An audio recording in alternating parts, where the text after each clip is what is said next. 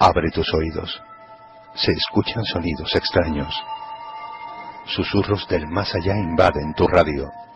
La historia y el enigma se abren paso a través de las ondas. Los especialistas más experimentados se reúnen cada viernes en esta sintonía. Únete a nosotros, amante de lo desconocido. Voces del misterio. Tu voz.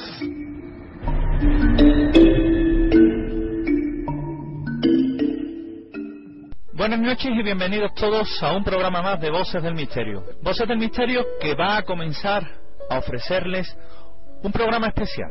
Un programa especial en el que vamos a emitirles el audio de la Semana del Misterio, que como cada año se celebra en el Centro Cultural Don Cecilio, en Triana. Unas jornadas del misterio que como cada año tratan de acercarles el mundo de lo inexplicable y de lo extraño a todos aquellos aficionados al misterio de Sevilla, de la provincia o de nuestro territorio nacional. Así pues, es un placer poderos ofreceros estos audios, que nos lo habéis pedido en numerosas ocasiones y que como en otras ocasiones ya están disponibles para que los podáis disfrutar y podréis oír ese ciclo de conferencias celebrado en la calle Castilla, en el Centro Cultural Don Cecilio. Porque en Voces del Misterio tratamos de complacer todas vuestras peticiones.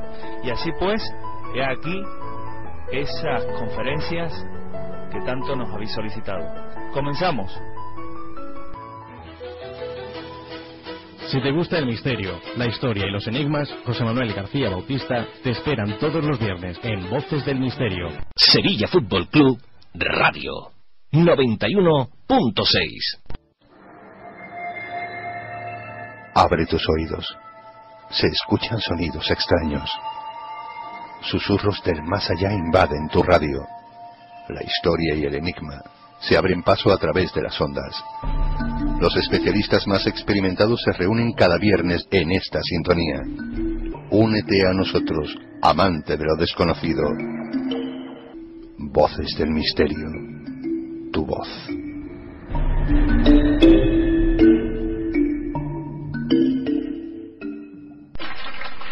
Voy a ser muy breve porque lo que queremos es que comience ya la charla, que empiecen a hablar, pues ya llevamos un ratito. Simplemente darle paso a dos personas que son clásicos básicos, por lo menos en estas jornadas del misterio. Y son los clásicos básicos porque todos los años hemos podido disfrutar y espero seguir disfrutando, que sigamos disfrutando de ellos. Hay muchísima gente hoy, esto ha ido creciendo y irá creciendo durante estos días, ya no solo de la buena gente que son ustedes que vienen, sino que se quedan los grandes conferenciantes y amigos como Guillermo Díaz, que dio una charla ayer fantástica, de verdad, se la perdieron, el que no vino, o sea, no se siente, para el próximo año. Tenemos por ahí a Jordi, a Bauti, que también han estado con la charla. Estoy convencido de que nuestros dos conferenciantes se quedarán para mañana a disfrutar de Lorenzo Fernández de Juanjo Revenga. Estoy convencido que se quedarán para disfrutar de Óscar Herradón si la japonesa lo deja, y también del amigo Giuseppe Guijarro. Se quedan porque, entre otras cosas, ustedes no saben las noches que se pegan luego cuando esto se cierra. O sea que, bueno, dos cositas rápidas.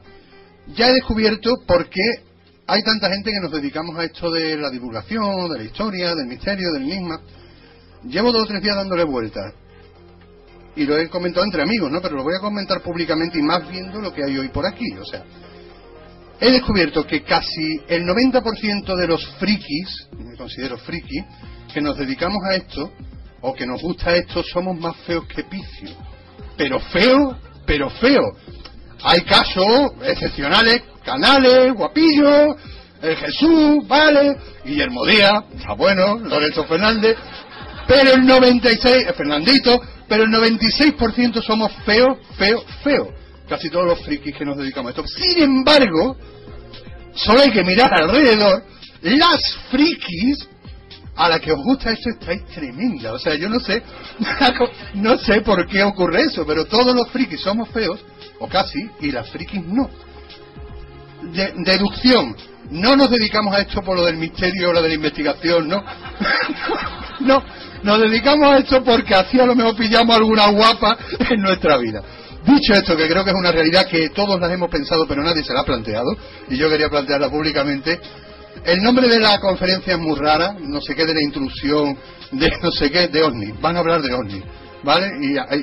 Y el duete fantástico, que además tenemos un privilegio, ¿saben? Los seguidores, que en radio hace tiempo que no los tenemos juntos. Vuelven a unirse por primera vez en plan comunicación aquí, con nosotros, lo cual es un privilegio que tenemos. Vamos a disfrutar de su charla, de su sabiduría, de sus imágenes, de su vídeo, de su filmosis production. Las chicas frikis, ya lo de la filmosis, cuando acabe la noche ustedes planteen, porque están libres como el viento, porque si es que hay sus, no están aquí. Bueno, dicho esto, creo que hay que recibir con un gran aplauso a dos maestros, de verdad, a dos profesionales, a dos hombres de la investigación, de la historia, del misterio, del enigma, que son frikis casi guapos, Carlos Canales y Jesús Callejo.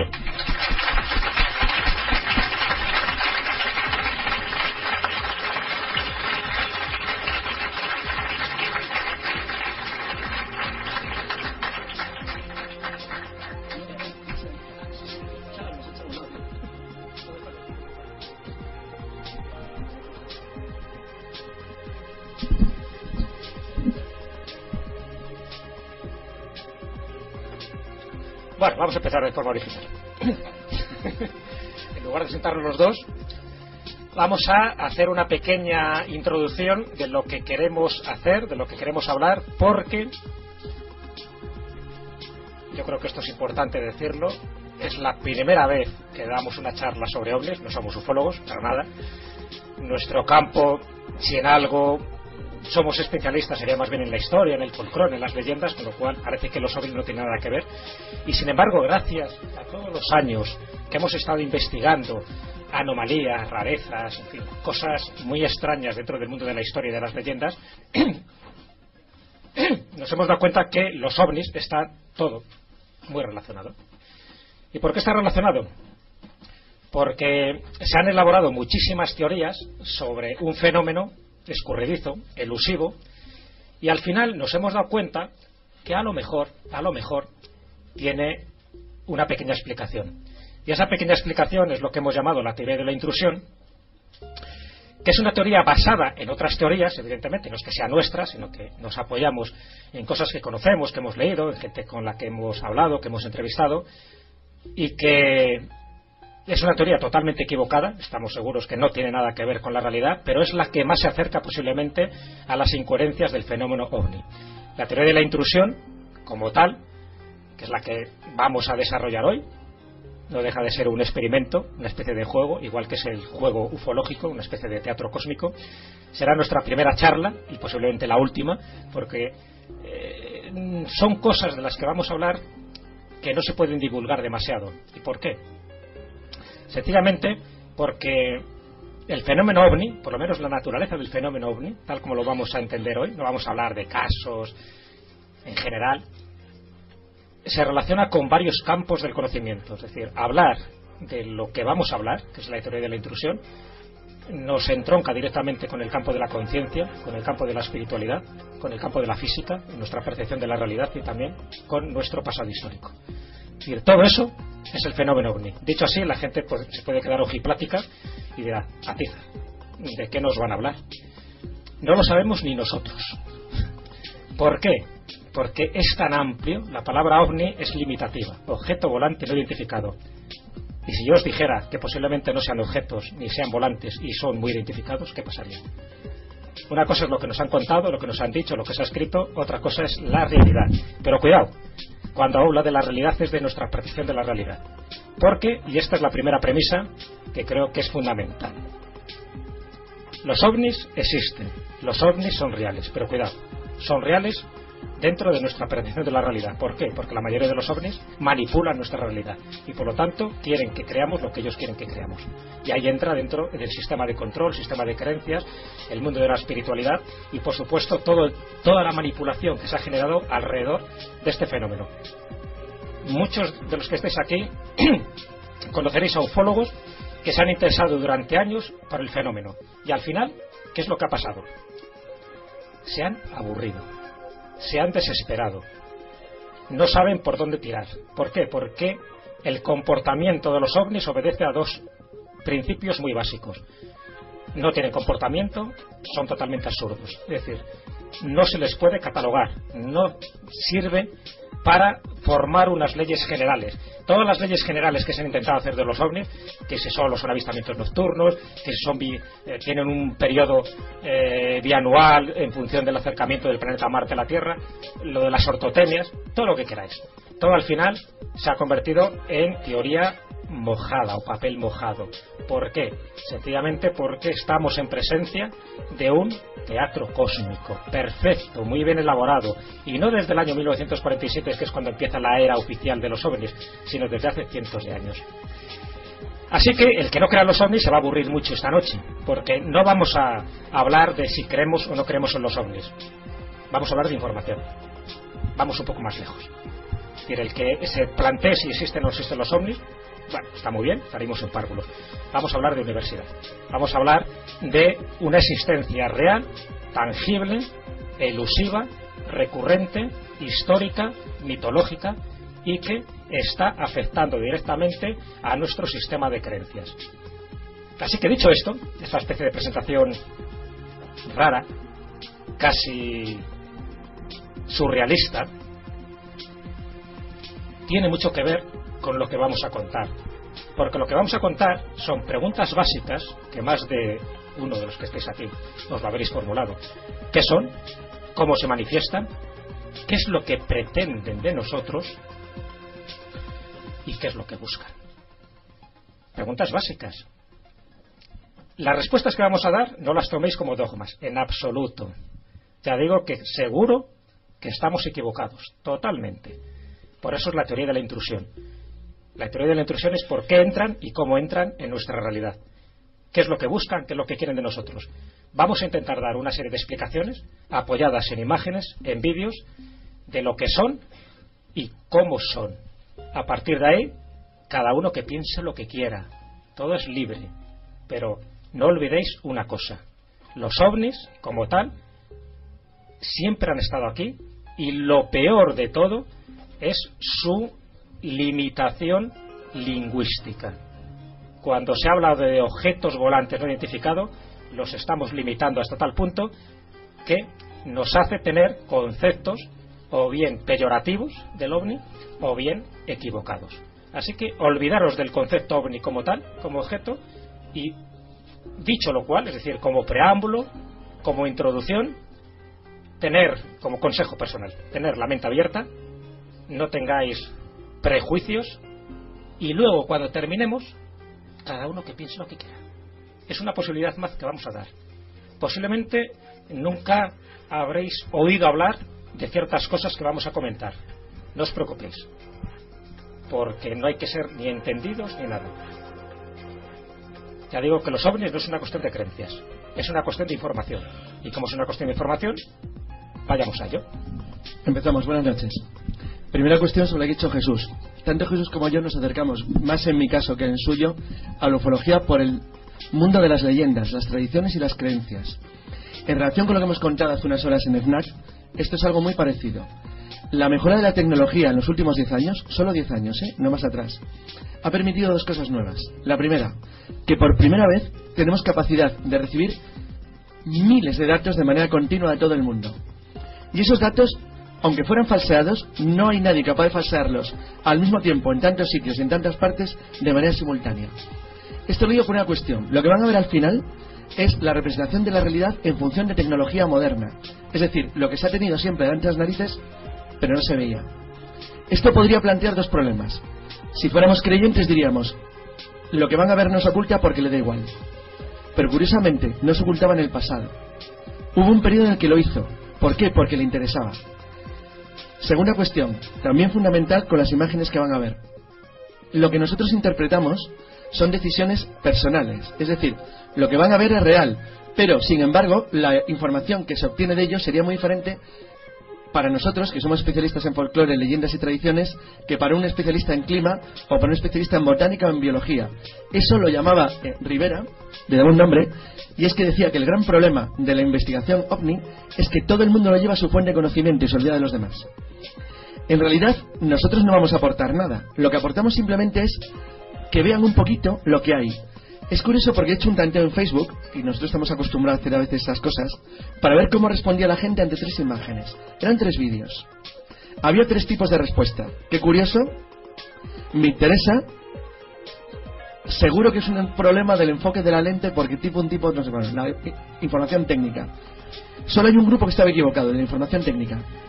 El problema es que los ovnis siempre se han interpretado desde nuestro punto de vista. Por ejemplo, en los años 50 decían, mira, hemos captado un ovni, lo capta un radar. Bueno, es una máquina avanzadísima extraterrestre. Si lo capta un radar no es una máquina ni avanzadísima ni extraterrestre, porque ningún avión de nueva generación, moderno, humano, es captado por un radar.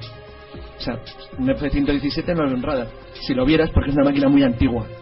Dentro de poco, muy poco, ni siquiera los podremos ver con nuestra propia vista. Aviones humanos, porque se ocultarán en la luz. Entonces, ¿cuál es el problema entonces? Que no tiene nada que ver con nuestra tecnología. Es otra historia. Cuando ha dicho Jesús que no son objetos y que no vuelan, es que no son objetos y que no vuelan. Como nosotros disponemos de un tiempo limitado, no vamos a poder hacer lo que a lo mejor hubiéramos podido hacer si esto durara 3 horas o 2 días.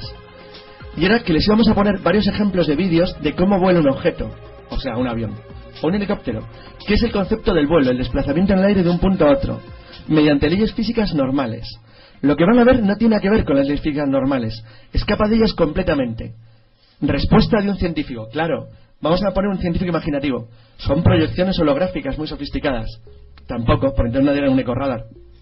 Son otra cosa. Es decir, cualquier intento de aproximarse a esto con la ciencia es directamente una estupidez. No nos vamos a enterar. Pero tiene razón Jacques Vallée. Aunque no nos enteremos, podemos aprender. Y hemos aprendido muchísimo en los 10 últimos años. Todas las filmaciones que van a ver tienen como máximo 5 años. A veces ni eso. De hecho, traemos algunas de este año, del 2011. El fenómeno ovni muta, cambia constantemente. Cambia delante de nosotros. Pero desde que tenemos capacidad para captarlo con imágenes, ha cambiado con más velocidad. Ha cambiado con tanta velocidad que es que ahora apreciamos la modificación. Y eso sí que es importante. Porque nos permite saber que es algo que la forma en la que se presenta ante nosotros no es siempre la misma. Bueno, dentro de lo que es la tipología oficial de los ovnis, se han catalogado hasta unas 15-16 formas distintas.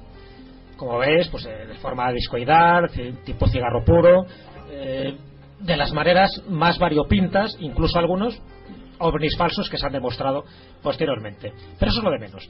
O sea, está claro que hay mucha falsificación, que hay mucha gente que ha intentado manipular, que ha creado pues una ceremonia de la confusión alrededor de este tema. Pero lo que está claro es que desde el año 47 hasta aquí se han presentado en los cielos muchos objetos de distinto tipo. Ya digo, y no vamos a entrar si son prototipos aéreos terrestres de algún gobierno o si forma parte pues de alguna campaña de publicidad viral o son sencillamente OAS o falsificaciones. Eso es lo de menos, porque ya sabéis que entre todo eso hay un pequeño porcentaje que son reales. Entonces con eso nos vamos a quedar, es decir, no con lo demás. No vamos a caer en el error de, como se ha demostrado que una foto es falsa, una filmación es falsa, todo lo demás es falso. No somos tan ingenuos. Hay cosas que son reales y las filmaciones que vais a ver ahora dentro de poco son reales, o por lo menos pensamos que son reales, porque ya hemos descartado las que pensamos que son falsas. Hace unos días ha salido un famoso ovni en Jerusalén, incluso tomado por 2 videoaficionados, que volaba sobre la cúpula de la Roca. Entonces se veía claramente cómo bajaba y cómo en un momento dado desaparecía. Bueno, se sabe que era una falsificación, alguien ha querido tomar el pelo a la gente y luego se ha demostrado fehacientemente que eso era así. Pues digo que ese tipo de cosas no nos interesan, porque siempre va a haber muchas personas que van a añadir esta confusión a un fenómeno que pensamos que es real. Entonces, sabiendo ya que hay distintos tipos de ovnis, distintas formas, y que nos hace pensar, ya digo que siempre vamos más allá, ¿no? Siempre estamos un poco en el mundo de la hipótesis, porque aquí no hay forma de probar nada, pero nos hace pensar que o bien es una sola civilización la que está llegando aquí, que cambia de prototipo porque se aburren y cada 2 años, o haciendo la ley Moore, por ejemplo, en informática, cada 18 meses va cambiando de prototipo, o realmente nos están visitando varias civilizaciones, y cuando hablamos de varias civilizaciones habría que hablar de las varias hipótesis que se manejan. Es decir, una vez que hay ovnis, que está demostrado que hay objetos que no controlamos, que se han podido filmar y fotografiar, y no estamos hablando ni de 100 y 200, sino de miles y miles y y miles de fotografías y filmaciones. ¿De dónde proceden? Bueno, descartando la hipótesis terrestre, que por supuesto muchos de los objetos que se han visto son objetos terrestres, descartando fenómenos atmosféricos y meteorológicos mal entendidos, que seguro que hay muchísimos de ellos, nos quedan distintas hipótesis, no humanas todas ellas. Y las dos básicas serían, o bien procedencia extraterrestre, ya no vamos a hablar si son de nuestro sistema solar o son de otras galaxias, eso es lo de menos, o bien son dimensionales, es decir, por alguna razón son seres que conocen más dimensiones que la nuestra. Vivimos en un mundo tridimensional, tenemos 3 dimensiones espaciales y una temporal, y ellos son capaces de entrar en nuestra realidad. Para que os hagáis una idea, si cogemos un folio,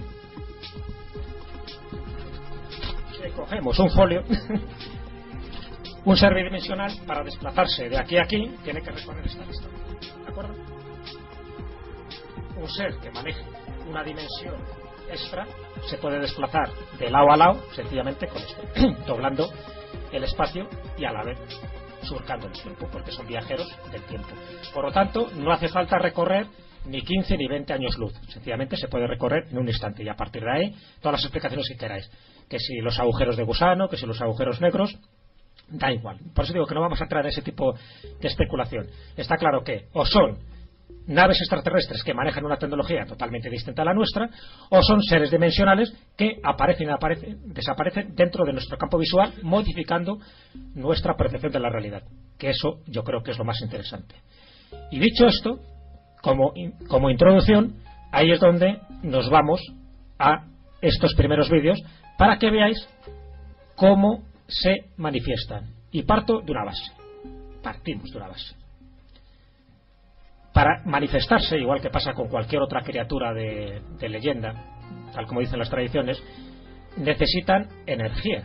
Es decir, nadie aparece y desaparece tal cual. Es decir, por una parte tienes que aportar o dejar parte de tu energía, o sencillamente absorber la energía para poder manifestarte y que te vean, que sea una entidad real.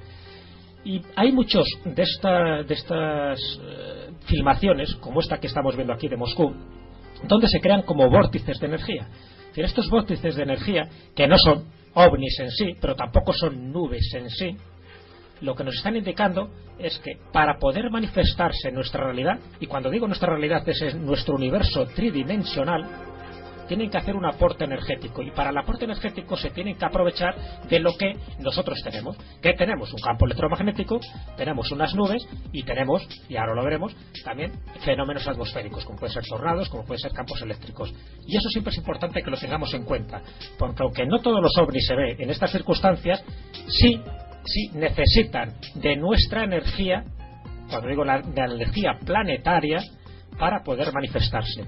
Y aquí tenemos unos indicios de cómo se empiezan a manifestar. Una de las teorías nuevas más sorprendentes que forma parte de la teoría de intrusión es la idea de que en realidad son objetos o máquinas capaces de reproducir lo que en física se llama el brazo de von Neumann, es decir, la capacidad de alterar nuestra materia a escala atómica.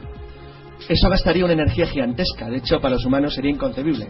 Voy a dar un ejemplo sencillo. Actualmente la alquimia se puede hacer, se puede convertir plomo en oro. ¿Cómo? Transmutando la escala atómica de la estructura. Pero saldría más caro que miles de toneladas de oro, no tiene ningún sentido. De hecho se ha hecho como prueba, pero no, es absurdo, no tiene ninguna lógica, gasta energía y un esfuerzo enorme.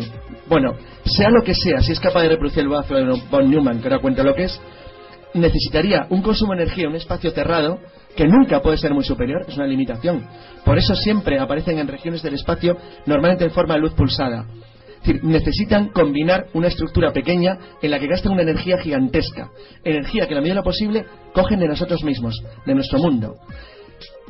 Hay algo muy curioso. Cuando se examinó la teoría del campo, de la capacidad de reproducir el brazo de von Neumann, el brazo de von Neumann consiste pura y simplemente en generar energía capaz de alterar la materia a escala atómica. Por ejemplo, es un grupo de nanomáquinas, máquinas invisibles al mundo, humanas, controladas por el futuro, por un ordenador de inteligencia artificial, se colocaran ahora delante de nosotros y reprogramaran la estructura atómica de lo que tenemos en el aire, combinando átomos de hidrógeno y oxígeno, generarían agua en el aire. Bueno, esto es algo muy parecido. Este es un caso de un tornado. Los dos primeros son vórtices de energía. Esto es en Canadá.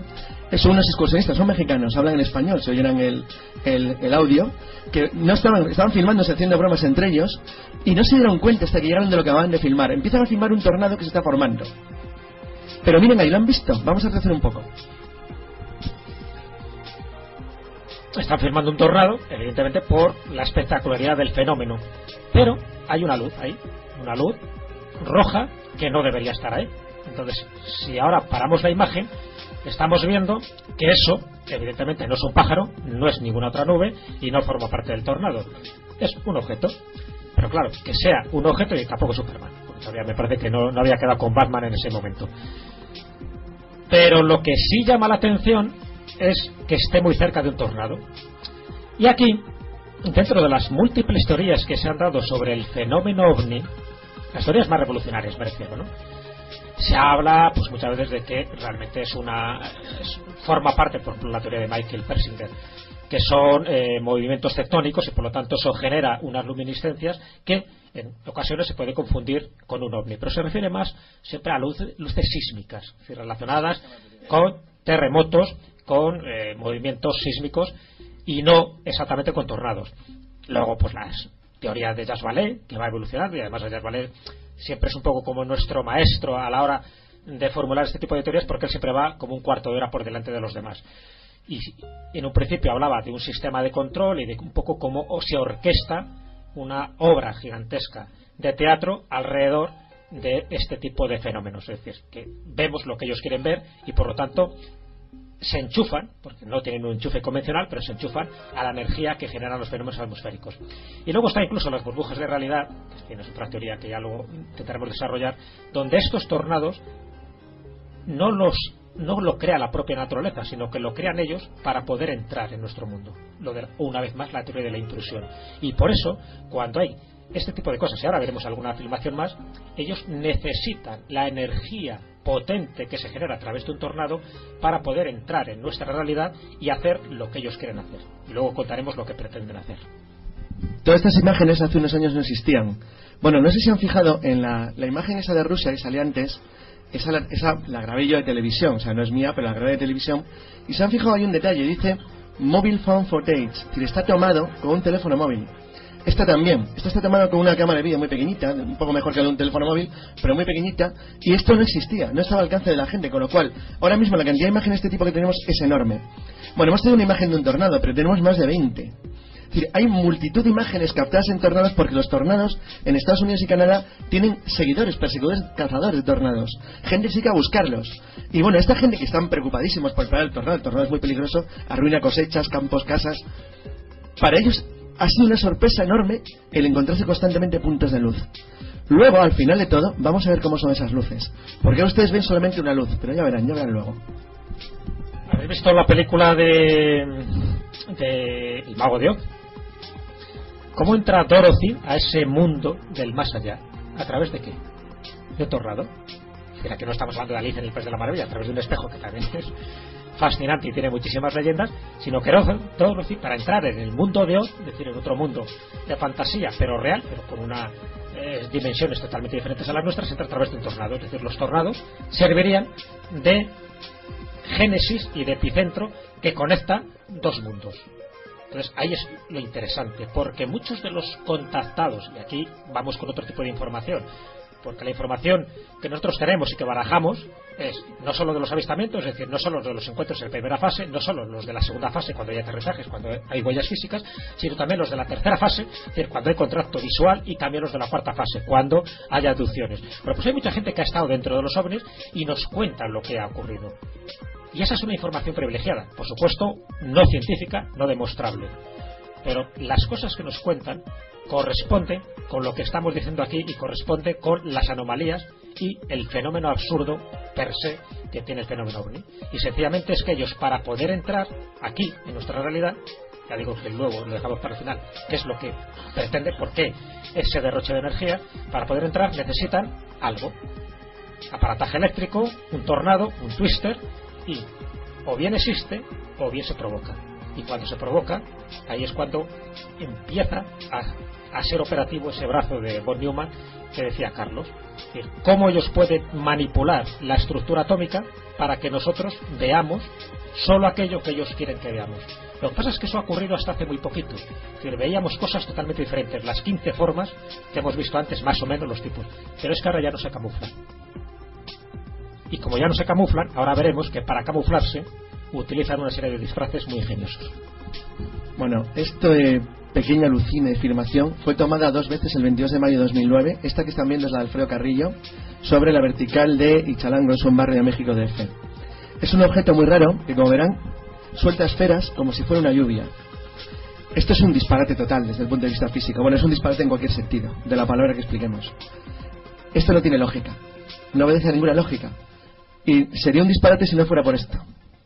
Se grabó unas horas después, el mismo día, desde otro punto. Esto lo grabó Pedro Hernández el mismo día y grabó lo mismo, pero con más claridad. Eran simplemente 4 horas más tarde. Es decir, si se fijan, hay un objeto de luz pulsada que está soltando como pequeños objetitos a su alrededor. Bueno, esto, desde cualquier punto, no sé, desde cualquier información, cualquier análisis que se plantee, es una auténtica estupidez. Esto no tiene sentido. ¿Qué hace eso? Es decir, no tenemos ni idea de lo que estamos viendo, pero eso estamos viendo. Lo que quiero decir con esto es que nos tenemos que olvidar de intentar dar una interpretación propia nuestra, porque siempre nos vamos a equivocar. Nunca vamos a acertar. Lo que ha hecho Jesús es exactamente lo que ocurre. Es decir, es un mecanismo que utiliza un sistema de camuflaje. Se esconde de lo que nosotros entendemos y de lo que nosotros hacemos. Y lo hace de una manera tan diferente a lo que nosotros podríamos pensar, que puede adoptar múltiples formas. Esto ocurrió en Svalbard, en el norte de Noruega, el año pasado. Se hizo muy famoso porque se consideró que fue el lanzamiento de un misil ruso, pero esto no es un misil, porque tenía formas de espirales. Bill Harwood, que es uno de los analistas de ciencia de la CBS, determinó que fuera lo que fuera, era algo que entraba en la mecánica nuestra del espacio exactamente igual que el maelstrom del mar noruego, muy parecido, mediante un sistema de campo de fuerza que cambiaba la rotación de la propia atmósfera en las cotas bajas. Es decir, parece una aurora boreal, pero no lo es. Entonces, es tan absolutamente inusual, tan raro. Fíjense qué foto.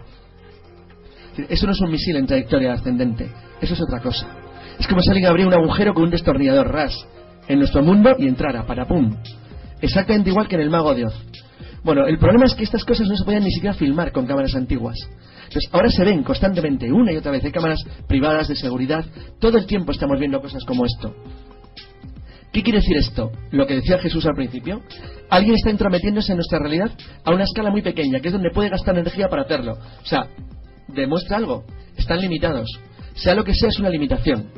Por eso, la teoría que he contado al principio, la teoría científica de las luces sísmicas, se basa en la capacidad que tuviera la naturaleza de generar pequeños focos de energía por razones tectónicas que obedecerían a algún principio natural no conocido.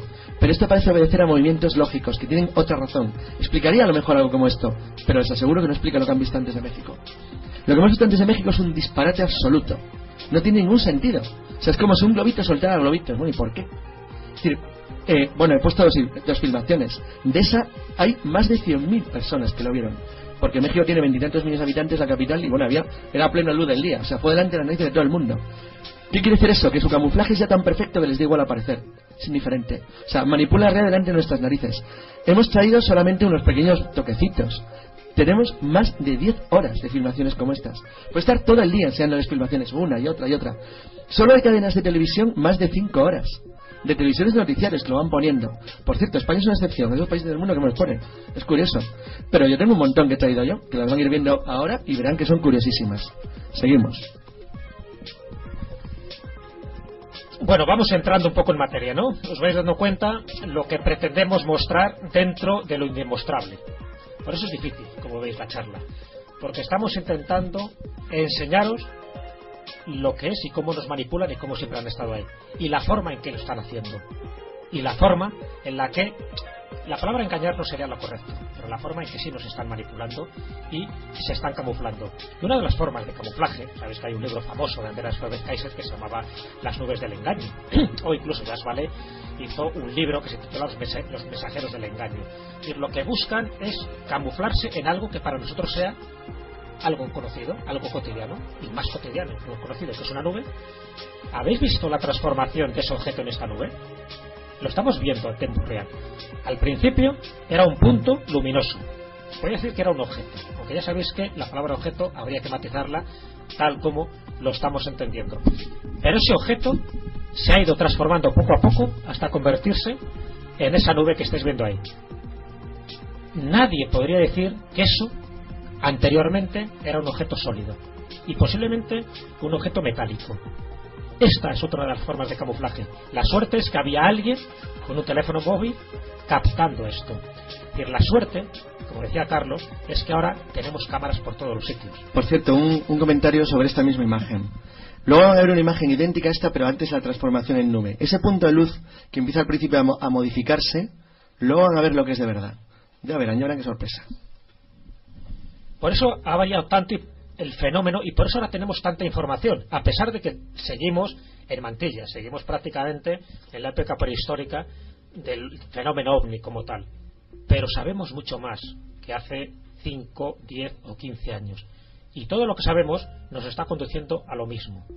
Es decir, ese fenómeno elusivo de los ovnis obedece a una causa. Es decir, en lugar, nosotros somos rara avis en este tipo de cosas. En lugar de desanimarnos y decir, bueno, no hay forma de catalogarlo, de buscar unas leyes físicas, unos patrones concretos a los que obedezcan estos ovnis, nosotros hemos ido más lejos. Muy bien, esto lo hacen de forma deliberada.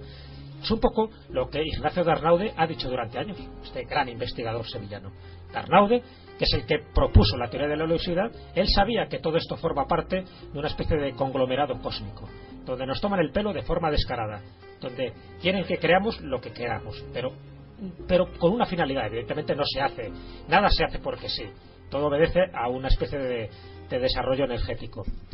Y cuando vemos esto, y lo que vais a ver ahora, que es una especie de filmación espectacular, es lo que nos hace pensar que evidentemente los fenómenos atmosféricos, muchos de los que vemos, no son casuales, sino que a veces tienen una incidencia directamente con su intrusión dentro de nuestro mundo. Esto se toma en Cape Coral, es la costa del Golfo de México. Observen ahí, ¿ven la luz? Esa luz es una avioneta, está filmando y aparece en dos formas triangulares que lanza pequeños destellos dentro del centro de una tormenta tropical, es decir, un huracán de categoría muy pequeña. ¿Han visto el fogonazo? Eso no es un rayo. Fíjense en cambio en este caso, el que vamos a poner ahora, es muy parecido, pero observen por favor esa especie de luz de sombra que hay en el medio. ¿La han visto? Bien, hay una sombra que sigue manteniendo un color como de fondo junto a los rayos que van destellando. Sin embargo, en el mismo tiempo que se filmó este extraño fenómeno atmosférico, ocurrió algo muy curioso. Atención a la parte superior izquierda de la pantalla dentro de unos segundos, porque el cámara va a captar algo que no se da cuenta, luego lo pasa en cámara lenta. Es decir, de repente, ese pequeño sombra, ¿lo han visto? Lo estamos haciendo pasar hacia atrás. Es decir, eso sale de golpe unos metros más arriba del punto general donde se ha filmado el estallido, es decir, la aparición de la extraña sombra que flota entre los rayos. Bueno, atención a esta. Os vais dando cuenta de que incluso el objeto se transforma. El objeto primero que vimos luego es distinto al discoidal.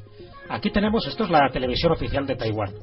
Y lo que está mostrando, ni más ni menos, es alguien que filma una tormenta de rayos del carajo, un avión que pasa por allí, imaginaros, y de buenas a primeras, ¿estáis viendo ahí algo? Entre la luminosidad de esos rayos aparece algo que no debería estar ahí, y que solo es visible gracias a los destellos que producen esos relámpagos. Eso no debería estar ahí, pero está. No se debería haber captado, pero sin embargo se capta. ¿Por qué? Porque el que lo está filmando no está buscando un ovni, está buscando sencillamente la espectacularidad del fenómeno eléctrico y atmosférico. Pero el ovni estaba ahí. Entonces, cuando lo visionan, dicen, aquí hay algo raro.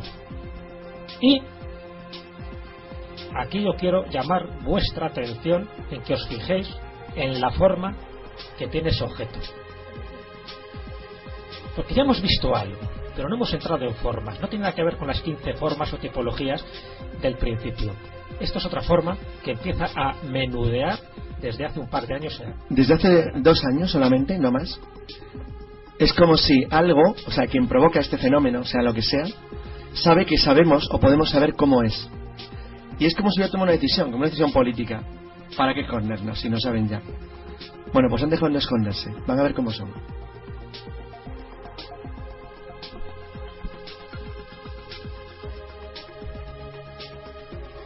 Eso no quiere decir, lo que vamos a ver, que todos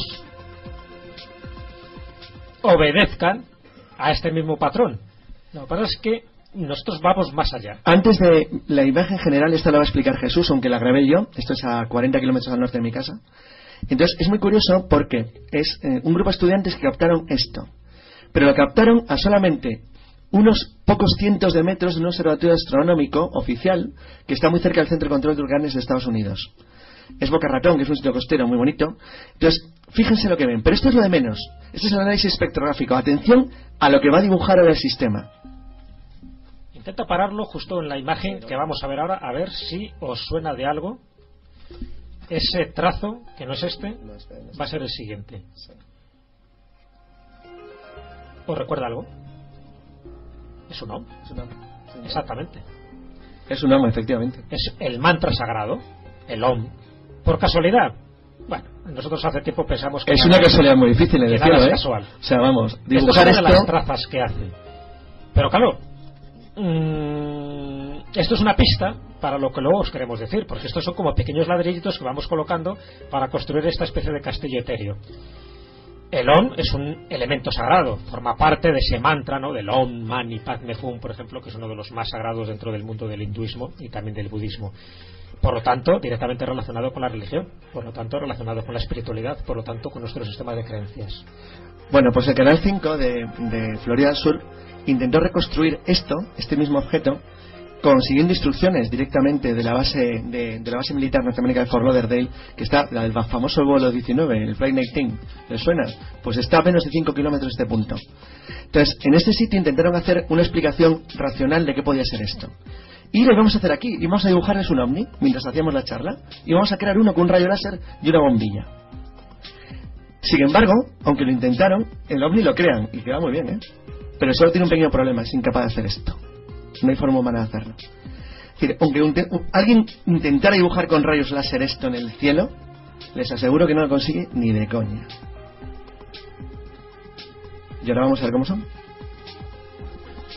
Entonces, si partimos de la base que nos están visitando, vamos a llamarlo entidades de otros mundos. Cuando digo otros mundos no quiere decir que sean de planetas concretos, sino de otras dimensiones. Esto está también grabado muy cerca de mi casa, en Homestead, en el sur de Dade County, y es si se han fijado, el que lo grabó colocó una farola para tener una proporción de distancia. Está grabado en la Dixie Highway, en la South Dixie, la Nacional 1 de Estados Unidos. Fíjense qué interesante, porque atención a la forma que han visto. Atención a esa forma, porque va a ser importante. Esta es una de las formas que nos ha llamado la atención, porque antes esta forma ufológica no se presentaba, que se presentaban otras, las convencionales, las que conocéis, los cigarros puros, las naves nodrizas, los discoidales, en fin, los que tenían distintas maneras de manifestarse. Pero desde hace 2 años en adelante se están apareciendo de esta manera, y además en los lugares más insospechados, donde, como veis, serían 2 pirámides con una franja en el medio, que es lo que hace de línea de separación, y como luz pulsante. Nunca es una imagen sólida ni fija, es decir, estaríamos hablando de una luz que parpadea como un objeto que gira sobre sí mismo, y que al girar produce también otro tipo de visiones o de manifestaciones visuales para el observador. Es importante porque todas estas imágenes de luces pulsantes en forma de pirámide generan tal energía que parece que brillan. ¿Han visto que parece como si reflejaran algo? En realidad tienen como 3 o 4 modos de posición. Este es el más bajo, que genera una luz de tipo dorado, muy suave, con una pulsación muy lenta. Esto no es un objeto volador, en el sentido estricto de la palabra. Esto no va a ninguna parte, están simplemente ahí, están haciendo algo. Lo que no tenemos ni idea es qué es lo que están haciendo. Pero esto no se desplaza, no se mueve, no va a ninguna parte, hace algo ahí, en un entorno muy pequeño del aire, y se deja ver con toda impunidad, le da absolutamente igual, porque el objeto es absolutamente inapreciable.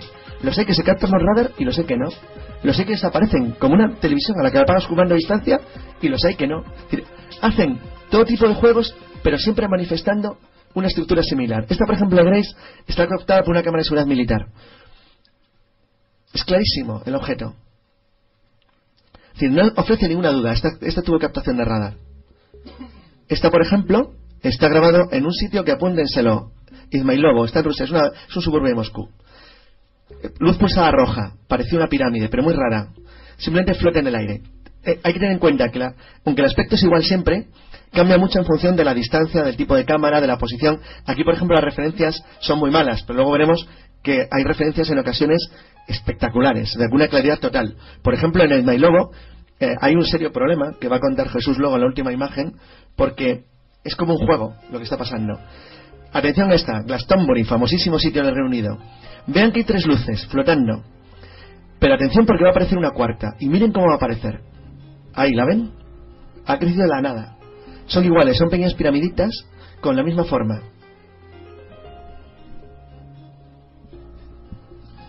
Aparecen y desaparecen.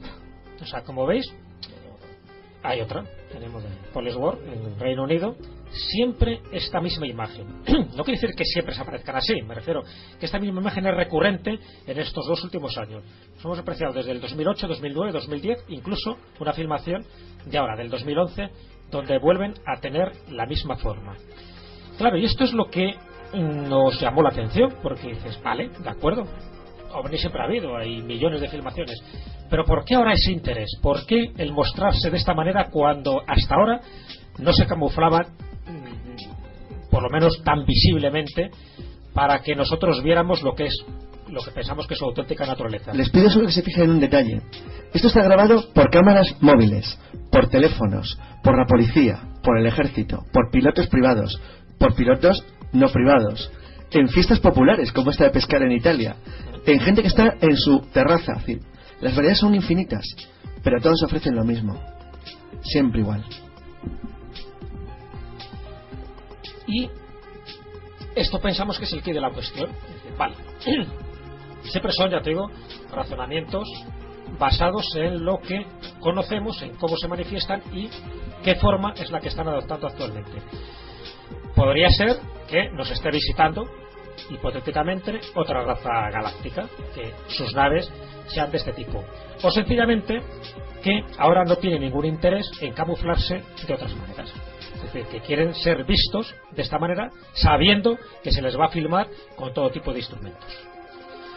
Si esto fuera verdad, es decir, esta hipótesis de trabajo, ¿por qué entonces ahora no se camuflan? ¿Por qué quieren que les veamos tal como son? ¿Por qué quieren que sepamos que son pirámides? ¿Por qué ahora?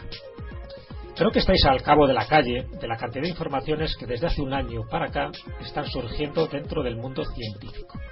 Desde Michio Kaku, por ejemplo, que ya sabéis que es uno de los grandes astrofísicos, uno de los cofundadores de la teoría de las supercuerdas, que ha dicho que hay un 5% de casos anómalos dentro del fenómeno OVNI y que ese 5% posiblemente su origen sea extraterrestre. O que Richard Dawkins, por ejemplo, que es alguien muy famoso dentro del mundo del agnosticismo y de la evolución, que nunca se ha metido en el terreno OVNI y que ahora diga, igual que Stephen Hawking, por ejemplo, que posiblemente haya civilizaciones, pero que esas civilizaciones foráneas sean hostiles y por lo tanto tendríamos que prepararnos para más que un encuentro, para un encontronazo. ¿Por qué dice eso? Si no viene a cuento, salvo que tengan información privilegiada. ¿Por qué determinadas academias científicas, incluso el informe Cometa que se hizo en Francia, desarrollado por los científicos más punteros, llegan a la conclusión de que muchos de los avistamientos tienen un origen extraterrestre? O la Royal Society, la gran institución científica londinense, haya hecho un protocolo para un posible y futuro encuentro con seres que no son de este planeta. ¿Por qué los científicos empiezan a decir como pequeñas perlas dosificadas este tipo de cosas cuando hasta hace poco ni siquiera se inmiscuían en estos asuntos? Pues una de nuestras teorías de por qué gente como Hawking, que no había dicho nunca nada sobre esto, o bueno, porque algunos físicos sobre todo siempre hay algún comentario, pero el hecho de que sea tan recurrente una y otra vez la entrada de científicos de altísimo nivel, sobre todo norteamericanos y rusos principalmente, en este asunto, para nosotros parece algo increíblemente idiota. Y es porque se han dado cuenta que lo que están viendo ya lo han visto la humanidad desde hace siglos. Y por eso no les llama la atención. Atención a esta filmación, es de Mailobo, en Rusia, en Moscú. Es muy reciente, es el 18 de enero de este año. Bueno, voy introduciendo un objeto brillante en el cielo, se ve una luz. Verán lo que va a pasar aquí. La luz tiene una forma muy rara, parece un palo. Y dice, wow, está cambiando y creciendo.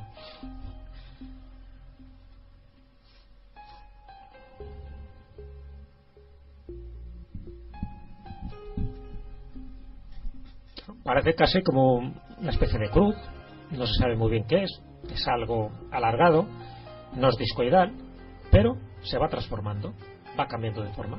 Es como si cogiera energía y fuera entrando, fuera manipulando algo en ese espacio pequeño en el que no se mueve. Va pulsando luz cada vez más fuerte y va alterándose en su forma. Dice, utiliza el zoom de nuevo. Están acercándose. Va creciendo. ¿Sí? Y volvemos, cómo no, a la misma forma. ¿Os acordáis que en It's My Love también había en el 2009 otra filmación parecida? Han buscado el mismo lugar, se han manifestado de la misma manera. Claro. Vuelven a dejar su huella.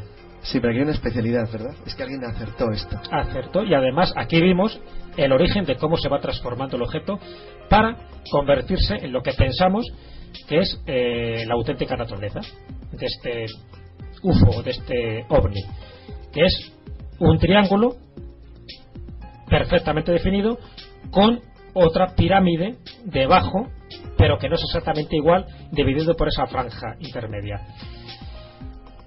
Quedaros con esto, porque por la hora que es, vamos a ir terminando. Ya digo que podríamos seguir y seguir. Si realmente esto es así, si ahora no se camuflan, es decir, que se están mostrando tal como son,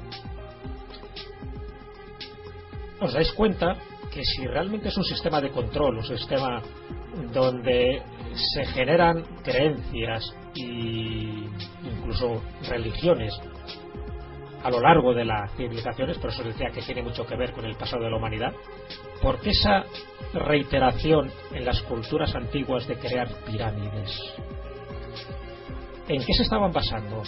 Son de distintas épocas, pero parece que intentan reflejar en la tierra lo que ellos veían en el cielo. Y si os dais cuenta, todas las pirámides son templos religiosos, son templos dedicados a sus dioses, no son templos civiles. Es decir, están buscando un lugar de encuentro entre lo terrestre y lo extraterrestre, entre lo divino y lo que sería la propia forma material de lo que ellos ven en los cielos. Es como si estos objetos ahora volvieran, ahora que no se ocultan, que podemos ver cómo son, es como si los hubiéramos visto siempre, siempre han sido así. La diferencia es que durante un tiempo, especialmente durante el siglo XX, vamos a ver, ¿no se llamó nunca la atención el que los platillos volantes de los años 20 tuvieran tornillos como el antiguo metro de Madrid? Y que luego fueran evolucionando a una especie de platos raros y finalmente a pequeñas estelas de luz. O sea, ¿por qué van cambiando? Dicen, es que se moderniza el juego con una chapuza, la que tenía hace 20 años. Es decir, sin embargo, es que nunca ha sido así. Es decir, es que daba igual.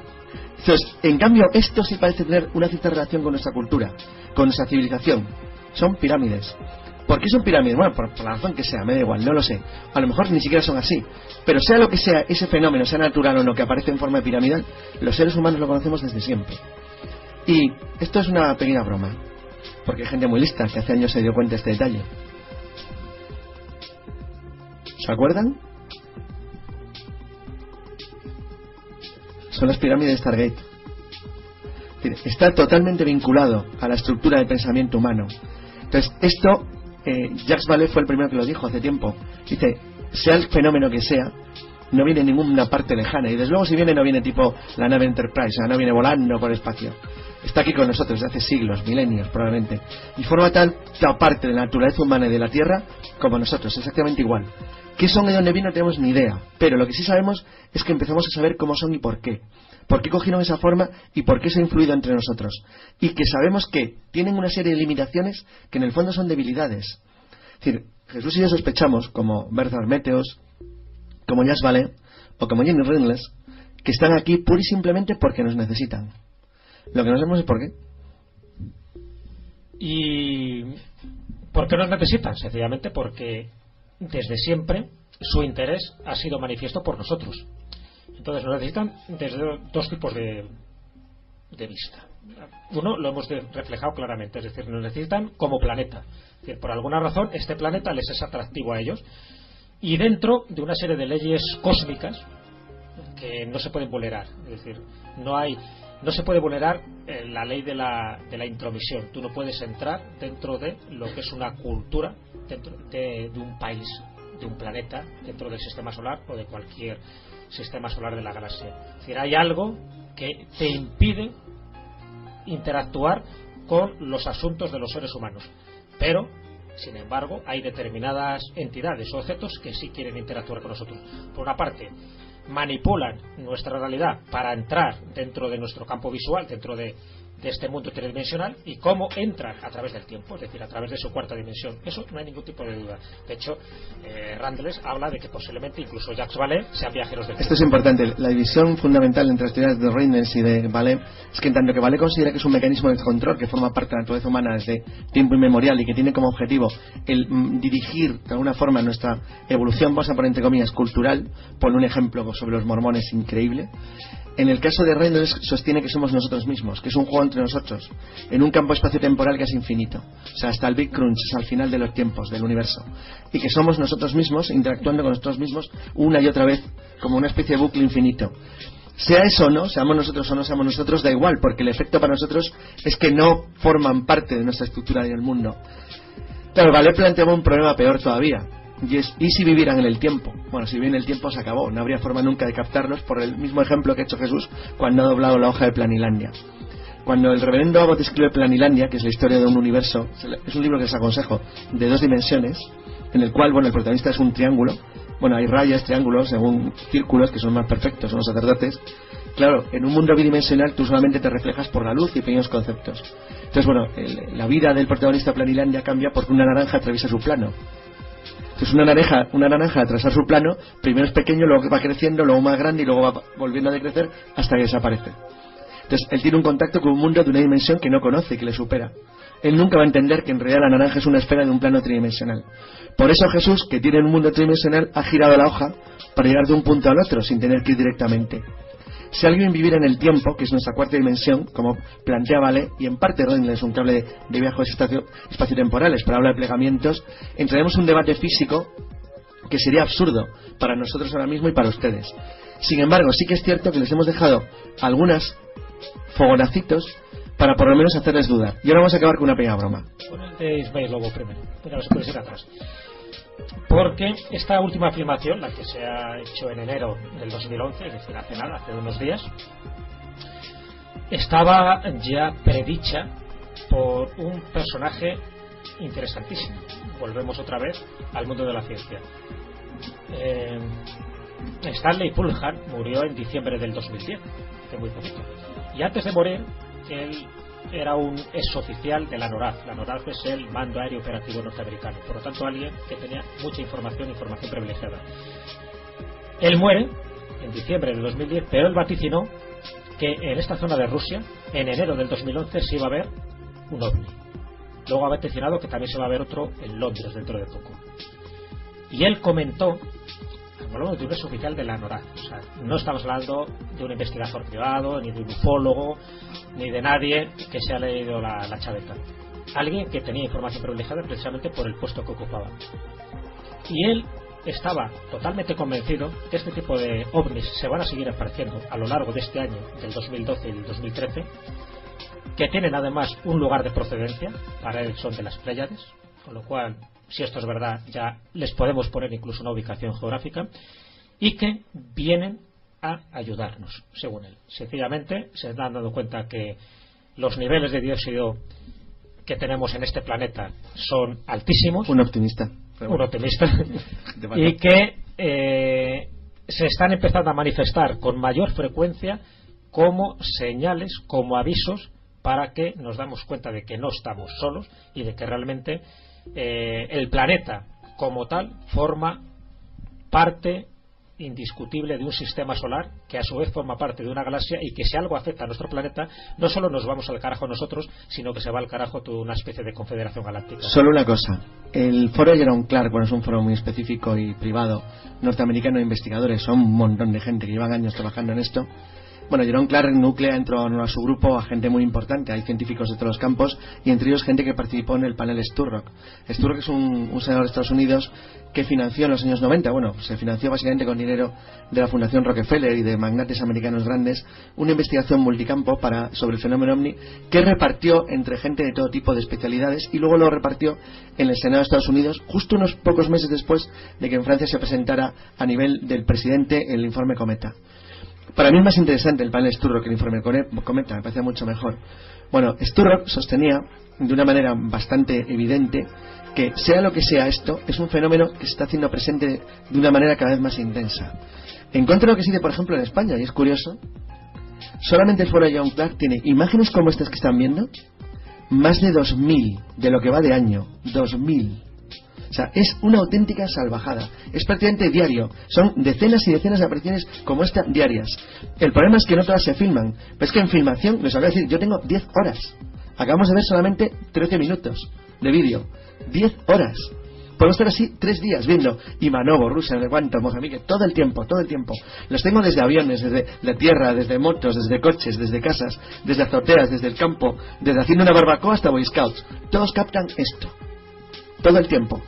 Entonces, bueno, no sé, sabes que me cuesta también tener una idea muy clara, pero parece que es una cosa que empieza a llamar la atención. Y ahora vamos a sacar una pequeña broma. Hombre, qué serio, ¿eh? Sí, además es una imagen que vamos a ver ahora captada por el telescopio espacial Hubble, ni más ni menos. Y es una imagen que se ha captado en enero del 2010, es decir, hace un año, y es algo que se está acercando aquí a la Tierra. Lo veréis. Pero como conclusión, es una imagen espectacular realmente, sobre todo por quién lo ha tomado y cómo se ha tomado. Pero conclusión, yo creo que ya más o menos podéis saber por dónde van los tiros. Es decir, si hay tanto interés ahora por distintos foros de científicos, por distintas instituciones que nunca se habían pronunciado sobre el fenómeno OVNI, si hay tanto avistamiento, a pesar de que en España aquí prácticamente ni nos enteramos de nada, nunca nos cuentan ninguna de estas informaciones y dan por hecho de que este fenómeno es totalmente irreal, pero sabemos perfectamente que se sigue produciendo y además con bastante profusión. Si empezamos a juntar varias cosas, esto es lo que ha captado el telescopio espacial Hubble de algo que no es un cometa y que ahora veréis más de cerca la forma que tiene ese objeto, que en ese momento hace un año estaba a 145 millones de kilómetros, teniendo en cuenta que Marte está a 56 millones de kilómetros, pues os podéis imaginar que va con cierta rapidez, ¿no? A 11.000 millas por hora, más o menos como a 5 veces la velocidad de una bala expulsada por un rifle, por ejemplo. A esa velocidad va. Y ahora veremos un poco la forma, que no deja de estar en una forma peculiar, llamativa. Eso se está acercando a nosotros. No es un fenómeno astronómico. Incluso alguien ya de la NASA se ha atrevido a decir que estaríamos hablando de un objeto, por supuesto no humano, porque nada de lo que tenemos aquí dentro de nuestra tecnología puede ir a esa velocidad, pero que se está acercando. Entonces, conclusión, y vamos terminando. Y es una pregunta que os hago a todos vosotros. Realmente, sabiendo todo esto, ya digo que esto es raro lo que estamos diciendo aquí. Lo sabéis vosotros porque nos hemos congregado en un espacio y en un tiempo concreto para hablar de estos temas que son atípicos, que aparentemente son anticientíficos y sin embargo más ciencia que esto no hay nada. Estamos hablando de una tecnología que nos supera. Pero ¿nos da la impresión de que nos están preparando para algo? ¿Nos están dando la impresión de que hay como una especie de encuentro inminente y entonces gente que nunca se había pronunciado sí se está pronunciando ahora de forma indirecta, de forma subliminal, para decir, bueno, a lo mejor hay gente por ahí, a lo mejor son malos, a lo mejor son hostiles, a lo mejor vienen a ayudarnos, a lo mejor quieren limpiar nuestra atmósfera del dióxido? Es que parece fila, ¿eh? A lo mejor. Claro. Sí, porque hay que hablar siempre desde ese punto de vista, pero solo un consejo: fijaros en las noticias que se están produciendo continuamente, fijaros solo en eso. O sea, lógicamente os tiene que interesar este tipo de información, si no, da igual. Si solo os interesa el caso Faisán y lo que está pasando por ahí, pues está muy bien, hay que estar informado, pero hay muchas cosas que nos están llegando. Y muchas de las cosas que están llegando, y yo he ido recogiendo todas esas informaciones, os puedo asegurar que desde un año para acá yo tengo más de 15 testimonios de científicos, instituciones científicas, incluso de gobiernos, como el gobierno búlgaro, el primer gobierno de la Comunidad Económica Europea que se ha pronunciado sobre la existencia extraterrestre. Y no solo ha dicho eso el gobierno, me refiero a instituciones científicas dentro del gobierno búlgaro, ha dicho que están en contacto con estos seres. ¿No os parece raro que un gobierno se enoje de esta manera? ¿No os parece raro que Michio Kaku, que no tiene nada que ganar con este tipo de afirmaciones, sino todo lo contrario que perder, diga que un 5% de este tipo de avistamientos tienen naturaleza extraterrestre? Y podríamos ir desgranando distintos científicos. Uno en China, por ejemplo, uno de los grandes astrofísicos de China, también ha vuelto a decir algo parecido.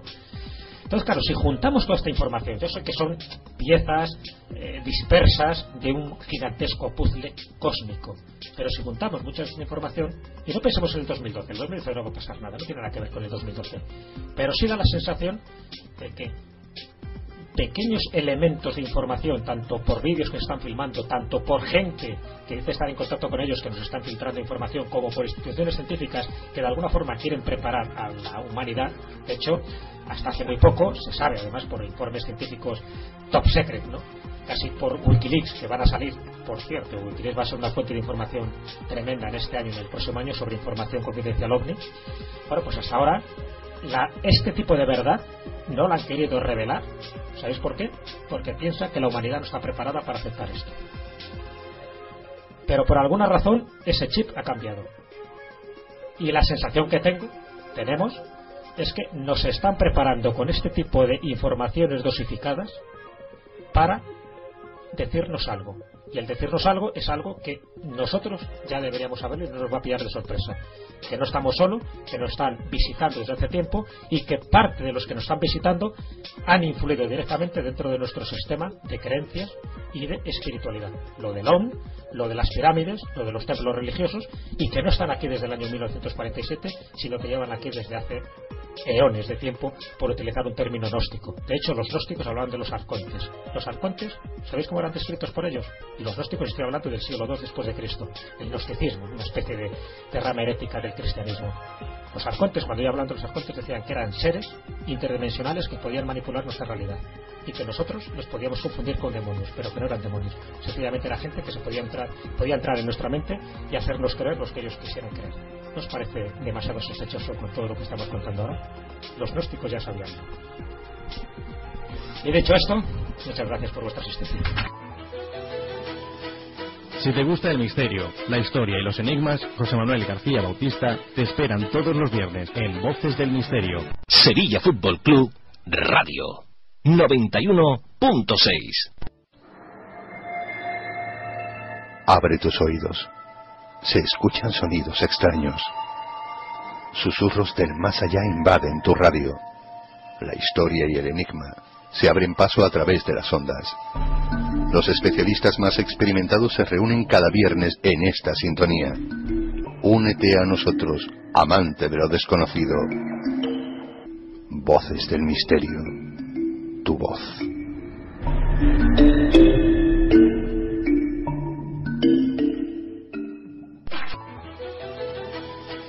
Si te gusta el misterio, la historia y los enigmas, José Manuel García Bautista te esperan todos los viernes en Voces del Misterio. Sevilla Fútbol Club Radio 91.6. Abre tus oídos. Se escuchan sonidos extraños. Susurros del más allá invaden tu radio. La historia y el enigma se abren paso a través de las ondas. Los especialistas más experimentados se reúnen cada viernes en esta sintonía. Únete a nosotros, amante de lo desconocido. Voces del misterio. Tu voz.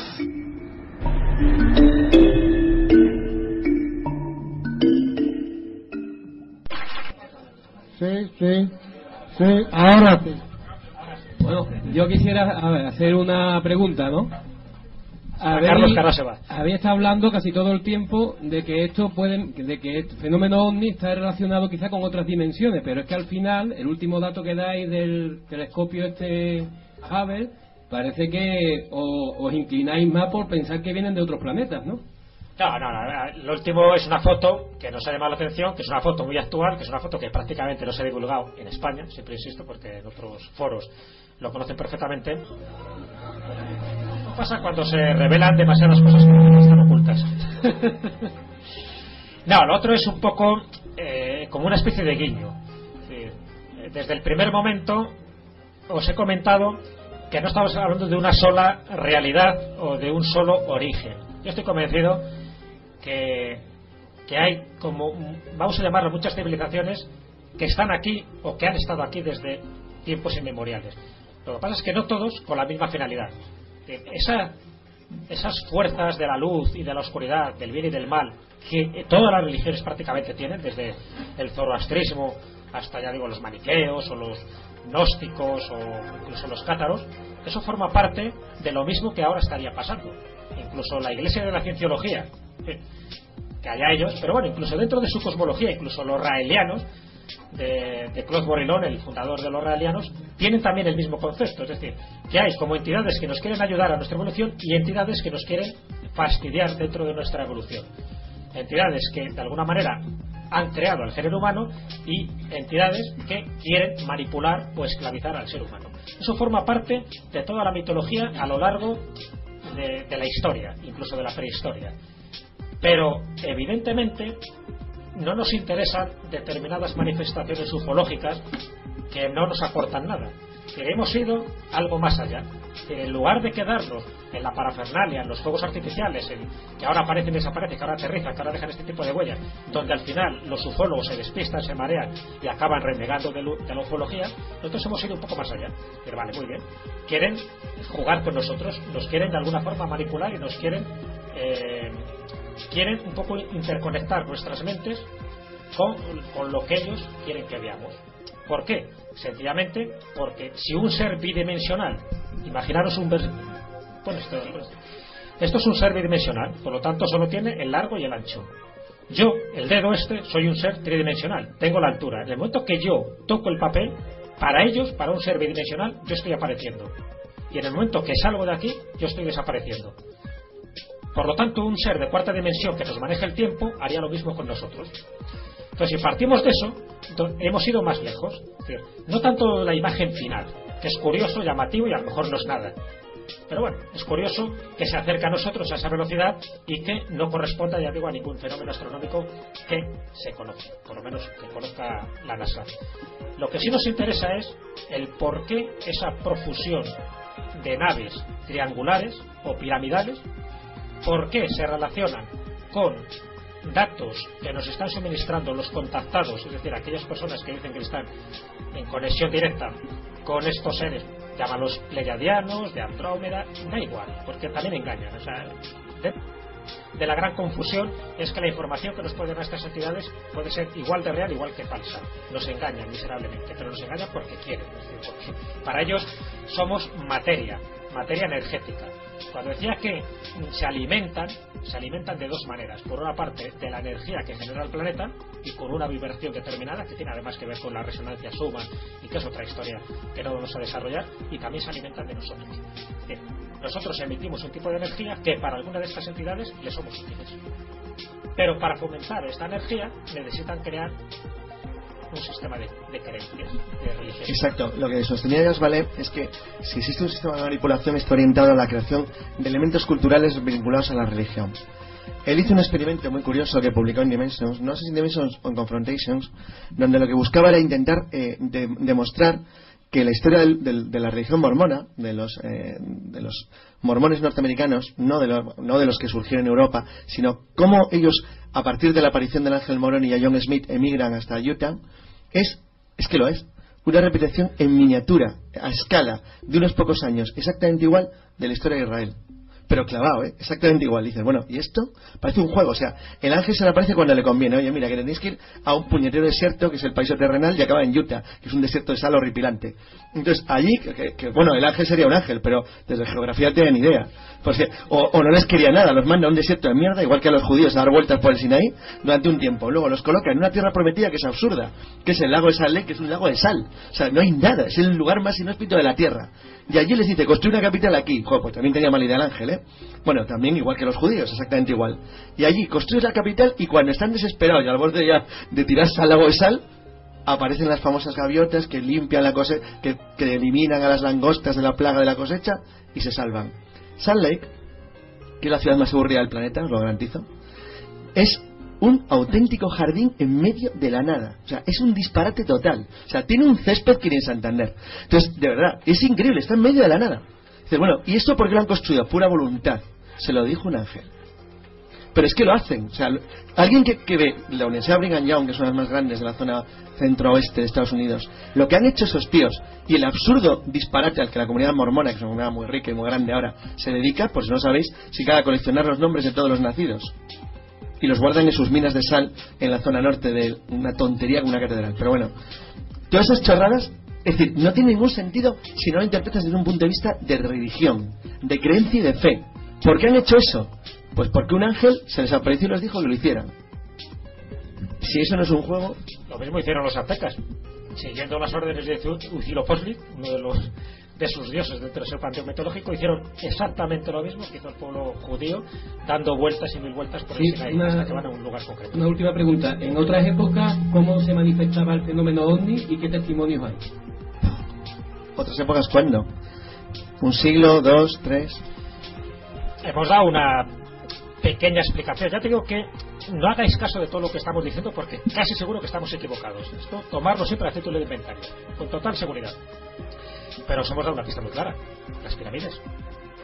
Antes, cuando se manifestaban en su forma original, que es forma piramidal. Stargate, ya sabéis que muchas veces las películas de Hollywood se adelantan a ciertos acontecimientos, muchas veces también para ir preparando, ¿no?, a la población. En este caso, lo de Stargate es muy significativo. Es decir, ¿por qué esa tendencia a hacer pirámides?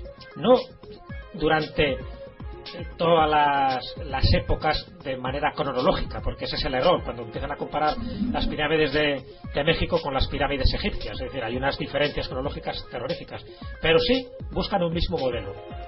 Es como el culto cargo, por ejemplo, dentro de la mitología y del folclore, por ejemplo, de las islas del Pacífico. Es decir, cómo intentas imitar a aquellos que ves y luego pues hacer reproducciones de aviones. Bueno, ¿Os habéis visto Los dioses están locos? Un momento, para el que no lo sepa, que aún habrá. El culto cargo es un culto que para los antropólogos del mundo occidental fue decisivo, porque descubrió la mecánica de los seres superiores, o sea, cómo funciona un dios. Durante la Segunda Guerra Mundial los americanos lanzaron toneladas de cargamento sobre las tropas que combatían en las junglas de Buna, en el norte de Nueva Guinea. Es decir, los paracaídas de los objetos que caían se convirtió para las tribus indias de Nueva Guinea en un regalo de los dioses. Había seres del aire que les lanzaban cosas en paracaídas y crearon todo un culto religioso que lo llamaron así, culto cargo, en torno a los dioses blancos que les tiraban cosas del aire. Entonces el problema empezó cuando en el año 45 los dioses dejan de lanzar cosas, porque hay japoneses en Nueva Guinea. Entonces el problema que se les plantea es por qué los dioses nos han abandonado y han dejado de mandarnos estas chorradas tan chulas como cuchillos, palas, tan útiles que nos venían tan bien. Entonces el culto cargo nace de la necesidad de los indígenas de volver a hacer algo para que los dioses vuelvan. ¿Y qué es lo que hacen? Pues empiezan a reconstruir aviones de madera, con alas, con planos, es decir, con colas. Entonces el culto cargo se ha convertido en una de las formas esenciales de ver cómo se desarrolla el fenómeno religioso en el mundo. Y lo que dice Jesús es así: somos un culto cargo gigantesco, pero somos nosotros, es decir, nadie más, somos nosotros mismos. Claro, el ser humano en bruto, para ello no le servimos. Entonces, para que le sirvamos, es decir, si realmente, es un poco lo que decía Salvador Espresero, pero más sofisticado. Es decir, Salvador Espresero pensaba que es una granja humana, que se alimentan de nosotros. Yo creo que se queda en una parte muy rudimentaria de la teoría. Pero si vamos más allá, ya digo, y además con muchas evidencias de muchos testimonios que tenemos, es decir, si les necesitamos, si generamos un tipo de radiación o de vibración que para ellos es útil, es alimenticia. Entonces, se sabe que parte de esa vibración que genera el ser humano se potencia y se activa si tenemos ideas religiosas inspiradas directamente por ellos. Entonces no tiene ningún tipo de problema en manifestarse en un lugar concreto y aparecer ese lugar como un lugar sagrado. Una cosa solo, ¿os habéis dado cuenta siempre que cuando aparece una virgen o cuando aparece un hada, bueno, cuando hace una virgen, las apariciones marianas tienen algo en concreto siempre hay un hecho esencial. El hecho esencial es que siempre piden un lugar de culto, un lugar que atraiga a un montón de gente.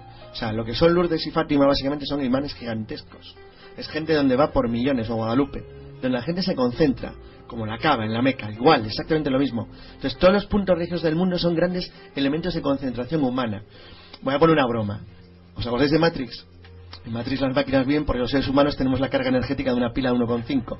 Bueno, es una broma, ¿no? Pero algo parecido. O sea, está claro que nosotros proyectamos algo cuando nos acumulamos que a algo o a alguien parece resultarle útil. Bueno, pues Carlos, hace 2 años estuvimos en casa de Ignacio Darnaude, que creo que esto es el mejor homenaje que le podéis haber hecho, porque lo que nos habéis enseñado es el teatro cósmico. que es un poco su teoría. Si este es el teatro cósmico y esto es nos supera una cuarta dimensión, evidentemente sería una dimensión superior. Ellos, ¿cómo nos ven a nosotros? ¿Cómo nos verían a nosotros si es de una dimensión superior? Y cuando hablamos de ellos ya partimos de un error, porque para mí ellos son muchas cosas. Es decir, no solo es una entidad determinada que vienen aquí a hacer una puñeta o a alimentarse de nosotros. Eso es una visión sesgada del fenómeno. Es decir, parte de ellos, es decir, parte de los que están aquí, nos visitan y manipulan nuestra realidad, sí buscan eso. Pero hay otra parte que lo que están buscando es todo lo contrario, es ayudarnos, es a evolucionar, en definitiva, ¿no?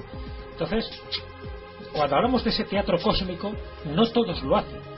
Pero claro, de aquí viene la complejidad y de ahí que muchos se desanimen cuando intentan buscar el origen en la naturaleza del fenómeno ovni. Hay varias entidades que hay, por eso habéis visto que a veces se les describe como seres de 3 metros, rubios, tipo Adonis, perfectos en sus modales y sus comportamientos, otras veces son grises cabezones, ¿no?, con ojos almendrados. Se les describe de muchas maneras. ¿Por qué? Puede ser o bien por camuflaje o sencillamente porque nos están visitando en distintos lugares. Pero dentro de todos los que nos puedan visitar, imaginaros, hay algunos que son más peligrosos que otros. Hay algunos que solo vienen por curiosidad, como periodistas, toman nota y dicen, uy, el planeta Tierra está un poco mal. Nos visitan como una especie de ventana temporal, es decir, manejan la cuarta dimensión. Por supuesto, a lo mejor no son viajeros del espacio, sino viajeros del tiempo. Nos ven, observan y se largan. Pero hay otros que no. Otros vienen, se quedan y nos manipulan. Y esos son los que más nos preocupan. ¿Por qué? Porque hasta hace poco hablar de dimensiones era casi una utopía, pero os he citado a Michio Kaku. Él es uno de los defensores de la teoría de las cuerdas supercuerdas. Eso es una alternativa a muchas cosas, entre otras cosas al modelo estándar dentro de lo que es la estructura de la materia, es decir, de los átomos y las moléculas, o bien a lo que consideramos mayoritariamente aceptado como el Big Bang, es decir, cómo se genera un universo. Bueno, pues ellos, Michio Kaku piensa que la teoría de las supercuerdas da una visión muy coherente y científica de cosas que no llegamos a controlar a nivel científico. Estamos hablando de ciencia pura, pero para entender la teoría de las supercuerdas hay que hablar de 10 dimensiones. Pero estaremos hablando de las 3 dimensiones espaciales que conocemos, la temporal, que es la cuarta, y luego otras 6 dimensiones plegadas sobre sí misma que solo se manifiestan cuando se dan ciertas circunstancias espaciales o temporales. Pero claro, si hablamos de seres que conocen 4, 5 o 6 dimensiones, imaginaros cómo pueden manipularnos a nosotros, donde dentro de la estructura evolutiva estamos en una civilización tipo 0, dentro de las 3 civilizaciones, por ejemplo, que hizo un astrofísico ruso que era Kardashev, donde hablaba de 3 tipos de civilizaciones. Ni siquiera llegamos a la una. Una pequeña observación. Aparte de la posibilidad dimensional de que viene en el tiempo y vale, que habría otra, es la probabilidad de universos, que fueran universos diferentes. Eso es donde partió la idea de la teoría de von Neumann. Von Neumann es un físico de los años 50, ¿eh? ¿Alguien ha visto la película Virtuosity? Bien, Virtuosity explica a la perfección cómo una entidad creada por nosotros, por los seres humanos, puede hacerse viva en nuestro mundo, viva biológicamente. Y dices, bueno, ¿cómo? ¿Qué disparate más increíble?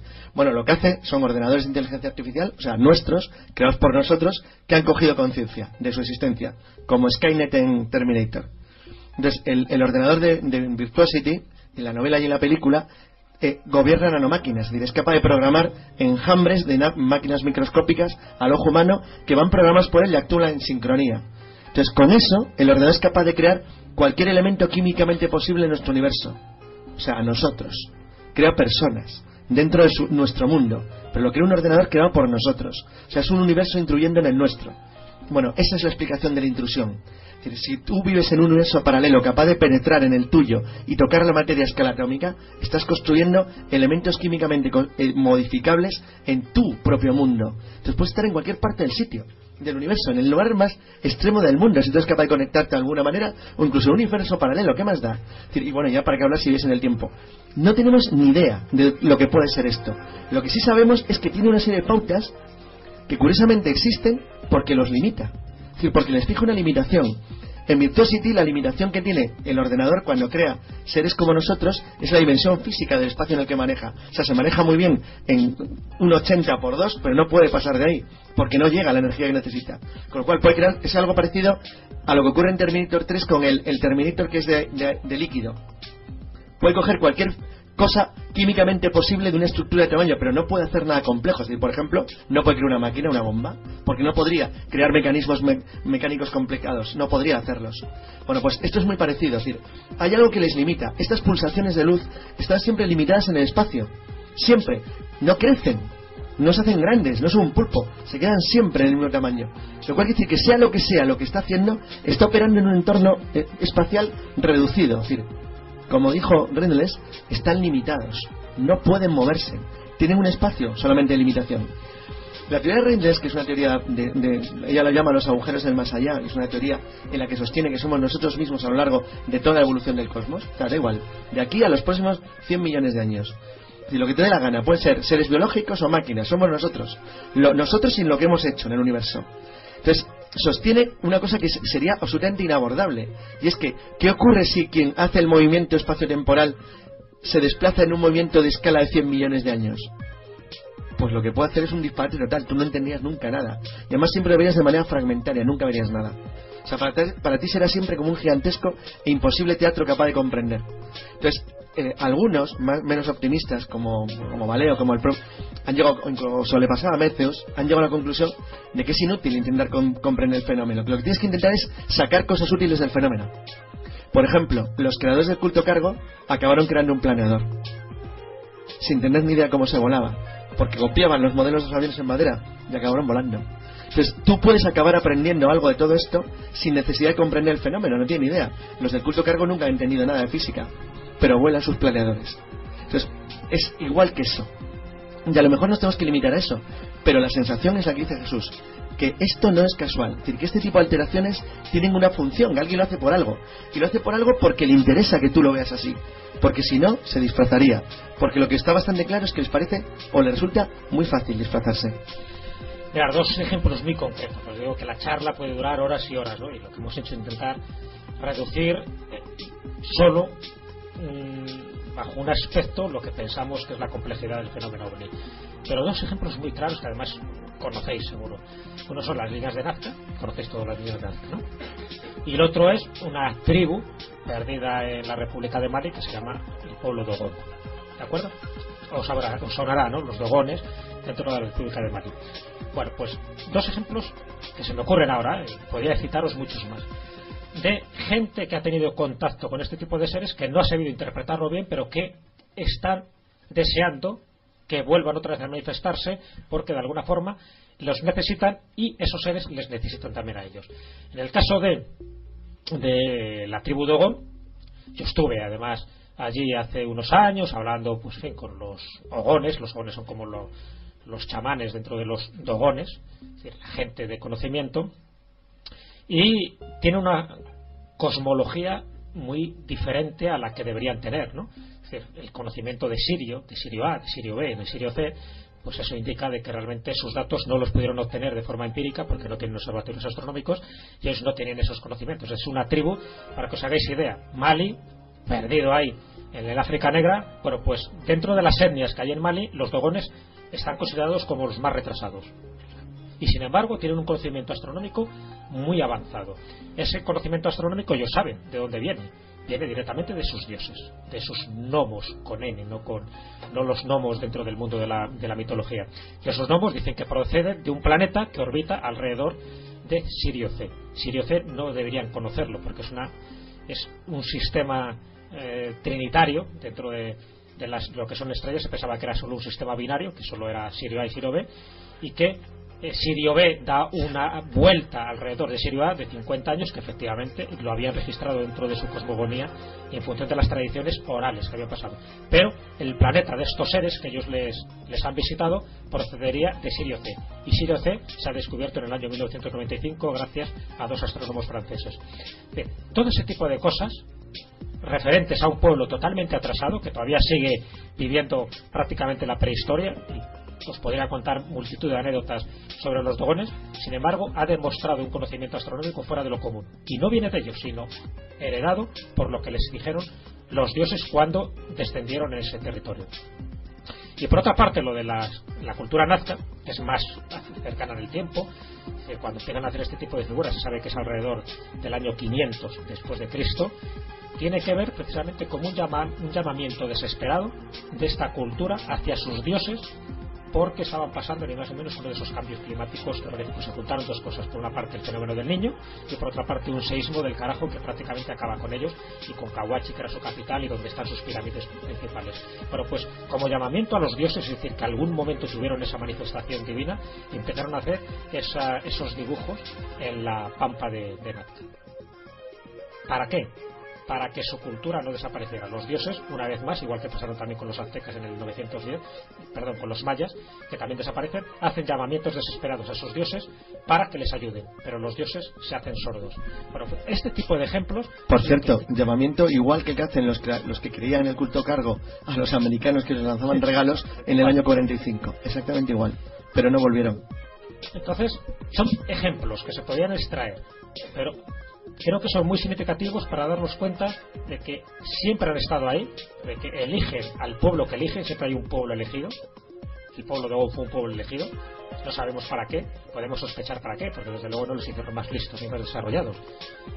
Pero entonces, ¿para qué eligen a los pueblos? Sencillamente eligen a grupos, a etnias, porque los necesitan. ¿Y qué pueden necesitar estos dioses que supone que tienen una tecnología mucho más avanzada que la nuestra? Sencillamente lo necesitan por algún tipo de suministro energético, y ese suministro energético se potencia cuando se genera un tipo de creencia religiosa, cuando haces un culto, cuando creas un lugar religioso y cuando los adoras. Pues a partir de ahí ellos se manifiestan. ¿Habéis oído alguna vez la frase que se dijo mucho también en la época romana y griega, de los dioses desaparecen cuando tú no crees en ellos? Efectivamente, si tú no crees en ellos, si tú no los rindes culto, desaparecen. ¿Por qué?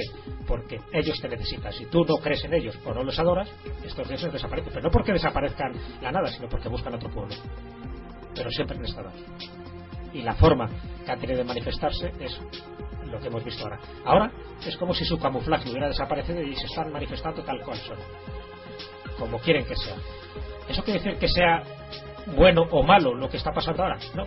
Sencillamente que estamos posiblemente en el preámbulo de un momento en que se va a propiciar cierto contacto que puede influir posiblemente al planeta en sí, o puede influir sencillamente dentro de nuestro sistema de creencias. Eso es lo que tenemos que ver. Por eso os decía, y era mi consejo, estar expectantes a todo lo que está ocurriendo actualmente, porque cada vez hay más noticias en distintos foros que van siempre señalando la misma dirección, incluso las películas que se están haciendo en Hollywood.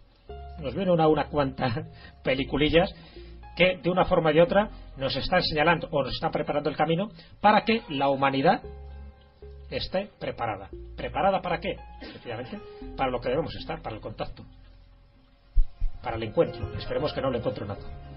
Hola, buenas noches. Me llamo Antonio. Quería haceros dos preguntas, si es posible. Una en relación a esto último que has dicho. Se dice que se nos está preparando. ¿Es posible que la crisis actual tenga algo que ver con esto? Que de alguna manera se esté preparando algo. Y por otro lado, si habláis de que hay viajeros en el tiempo, sería lógico pensar que los viajeros en el tiempo somos nosotros mismos. Si es la teoría de Reynolds, sí, claro, somos nosotros mismos. Lo que pasa es que Jenny Reynolds lo hace de una manera muy curiosa. Por cierto, su libro es muy aconsejable, pero lo hace de una manera muy, muy curiosa porque lo plantea en la totalidad del futuro. O sea, es un futuro que es infinito. Entonces, nuestra situación sería casi infinita, imposible de controlar. Sí, claro, Reynolds se refiere a nosotros mismos, pero nosotros mismos en 2 millones de años no somos nosotros mismos, son otra cosa. Entonces, bueno, se refiere a eso, sí. Lo de los Reynolds es incontrolable. ¿La otra cuestión? No, yo creo que no. Las crisis son cíclicas en el sistema capitalista general. Es una cosa que sabes decir desde Adam Smith poco después, y se ya intentando corregir el siglo XIX. El problema del ser humano actual es que ha roto las costuras de la Tierra. Somos muchos y que consumimos mucho y cada vez más, y no lo tenemos muy claramente organizado ni sabemos muy claramente lo que queremos. Tenemos un serio problema, pero no creo que tenga nada que ver con extraterrestres ni con otras entidades. Nos lo hemos buscado, pero bien, y nosotros solos. Si te gusta el misterio, la historia y los enigmas, José Manuel García Bautista te esperan todos los viernes en Voces del Misterio. Sevilla Fútbol Club Radio 91.6. Abre tus oídos. Se escuchan sonidos extraños. Susurros del más allá invaden tu radio. La historia y el enigma se abren paso a través de las ondas. Los especialistas más experimentados se reúnen cada viernes en esta sintonía. Únete a nosotros, amante de lo desconocido. Voces del misterio. Tu voz.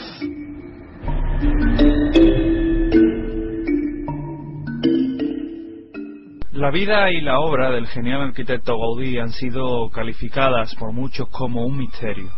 A pesar de que era un hombre profundamente religioso, católico, muy devoto, y ello se traslucía en su trabajo, algunas fuentes sostienen que no siempre fue así, y que en sus comienzos estuvo influido por la francmasonería y por otras corrientes similares, que no le conseguirían apartar al cabo de un destino singular. Analizar la vida del arquitecto Antonio Gaudí quizás pueda ayudarnos a descubrir algunos de los secretos de sus grandiosas obras, como la Sagrada Familia o el Parque Güell. Mucho en su vida y en su obra parece envuelto en una nebulosa. Nacido en Reus, Gaudí, en el año 1852 y fallecido en un accidente en Barcelona en 1926. Desde muy joven estuvo en contacto con la vida gremial a través de la figura de su tío, de quien aprendió el sentido de la autodisciplina y el sacrificio. El componente enigmático de su vida aparece en sus primeros años de juventud, sobre los que existen pocos datos. Es sabido que se matriculó en la Escuela de Arquitectura de Barcelona, situada en el edificio de la Lotja, en el que residió, además, en el piso superior del mismo. No fue un estudiante de aquellos que llamaban brillante, pero finalizó la carrera. En sus inicios como artista, Gaudí y el maestro de obras Fontserè llevaron a cabo la urbanización del antiguo recinto de la Ciudadela. Derribado a mediados del siglo pasado, Gaudí participó directamente en el diseño de la cascada, de la gruta del parque y de los adornos de la plazoleta Aribau. Algunos autores ligan este trabajo con la francmasonería. Así, por ejemplo, Ernesto Milá, en su guía o en su libro Guía de la Barcelona Mágica, explica al respecto. Uno de los hermanos Fontserè, notorio francmasón, estaba ligado a Rosendo Arús y a la Federación de Logias de Barcelona. No es raro que la peana de la estatua de Buenaventura, Carlos Aribau, ostente evidentes signos masónicos: la tau, las hojas de acacia, la estrella de 5 puntas, piedras cúbicas, cubos puntiagudos, etc. El que no existan pruebas objetivas de todo ello no quiere decir que no puedan intuirse estas afiliaciones, a tenor de las características de los grupos políticos liberales del siglo pasado. Esta es al menos la conclusión, decía, a la que han llegado algunos expertos conocedores de su vida. Y es que en Gaudí también se dan ciertas geometrías de lo invisible, ciertos datos que llaman la atención en las obras de Gaudí y que tienen que ver con la geometría no casual, que parece desprenderse de ellas, y que son tan numerosos los signos en este sentido que resulta difícil imaginar que pueda tratarse de meras coincidencias. Más bien todo lo contrario. Da la impresión de que subyace una intencionalidad por parte de Gaudí, tal vez la de lanzar un mensaje oculto más allá de nuestros ojos, capaces de captar una primera mirada. Por citar algunos ejemplos, empezaremos señalando que el solar sobre el que se levanta la Sagrada Familia estaba emplazado en la misma línea recta que unía dos de los principales megalitos de la ciudad, los dólmenes de Montjuïc y el Camp de l'Arp. La denominación del barrio de Camp de l'Arp no tiene que ver con la música, sino que se trata de una derivación de arca o dolmen. Algunos autores, como Arnaud de Vitriol, indican que, según diversos testimonios, el propio Gaudí sostenía que el emplazamiento del templo había sido obra de la providencia. La distancia existente entre el templo a la montaña es la misma que hay entre el templo y el mar, idéntica a su vez de la que separa los barrios de Sants y Besos, 3.700 metros. De este modo comprobamos que la Sagrada Familia sería, casualmente, el centro geométrico de la ciudad, que no deja de ser un dato sorprendente. Y hay más información sobre lo invisible, querido oyente de Radio Betis, de este su programa de Voces del Misterio, porque en todas las obras de Gaudí se aprecian detalles que aportan información de las características de las citadas obras y que no han pasado inadvertido para los investigadores. El mismo Ernesto Milá señala que en el trabajo ya mencionado se sabe que solamente existen en Barcelona 2 templos expiatorios, el del Tibidabo y el de la Sagrada Familia. Pues bien, el Turó de las Menas, punto más alto del Parque Güell, está situado prácticamente en la línea que une a ambos templos expiatorios. Pero no es todo. Más aún, si unimos el templo expiatorio del Tibidabo y la casa de Cifré, la línea pasará por la Pedrera o la casa Milá, que debía de ser simplemente la gigantesca peana de una no menos gigantesca imagen de la Virgen María que llegó a construirse. Qué dato más curioso. Ante estos datos aportados cabe preguntarse si Gaudí escondía algunas intenciones secretas que nos son desconocidas, pero ¿cuáles eran estas?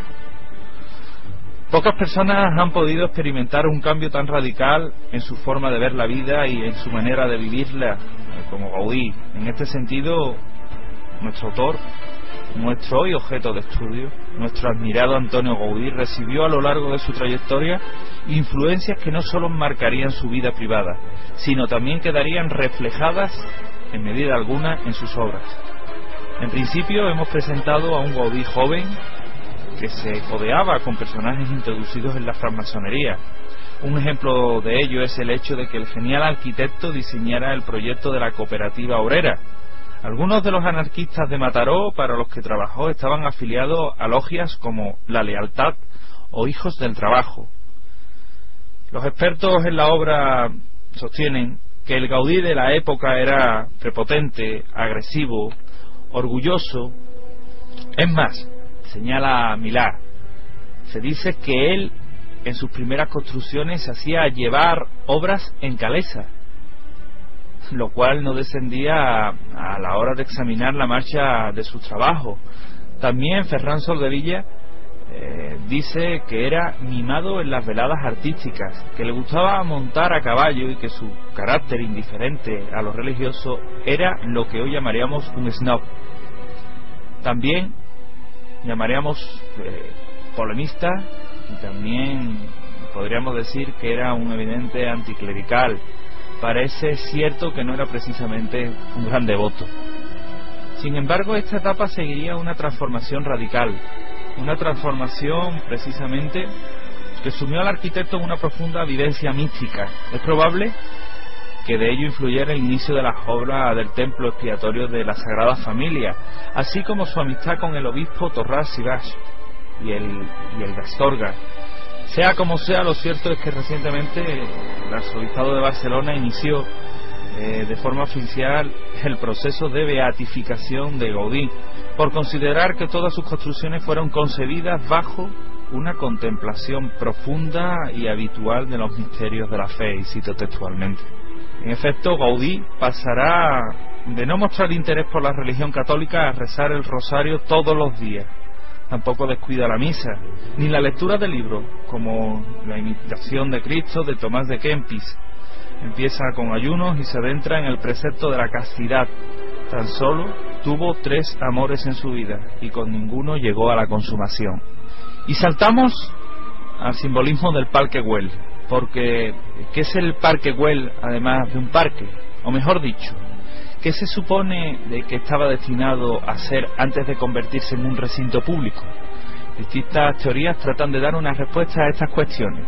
Se habla así de una urbanización dirigida a la alta burguesía y de una ciudad jardín inglesa.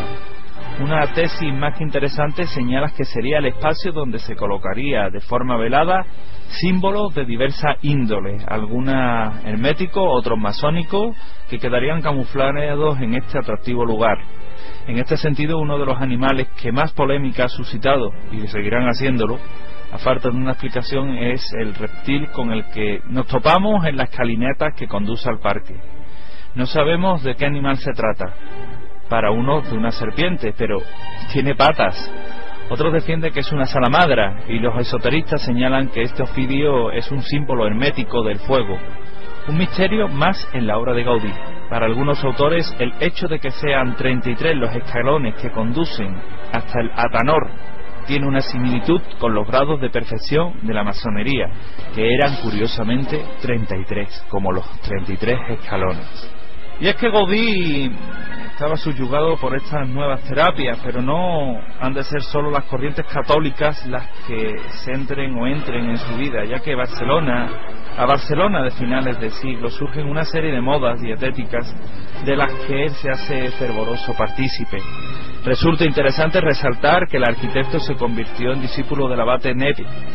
Que el sacerdote alemán fuera pionero de la hidroterapia, además, es el creador de un régimen alimentario bastante severo que Gaudí no dudó en seguir a rajatabla.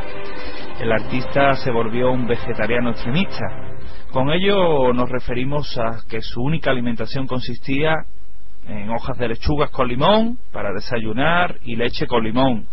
Algunos de sus más próximos colaboradores refieren a que todas las mañanas se frotaba la planta de los pies con barras de hielo y sus caminatas tenían relación con los preceptos enunciados por Neip.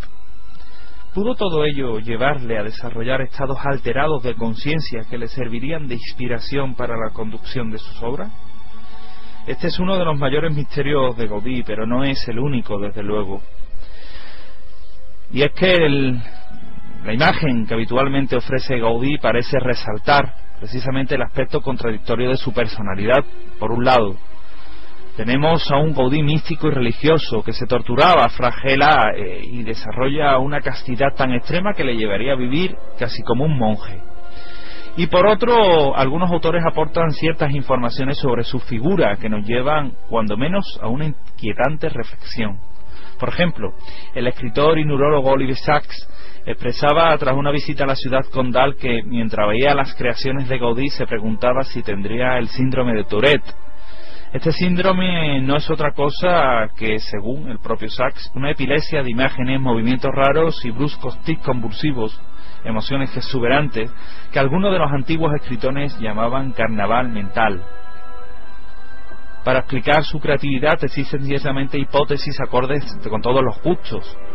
En un trabajo titulado Gaudí, el hombre mágico, de Arnaud Vitrolles, que tanto ha escrito sobre Barcelona, habla de la posible relación del arquitecto con un hongo alucinógeno. Y decía así: otra difundida explicación, y que tampoco se escandalice nadie, es la que relaciona a Gaudí con la Amanita muscaria. Según algunos, Gaudí utilizaba este hongo alucinógeno para proyectar sus obras. En la Cataluña rural existe una difundida cultura ligada a este psicotrópico.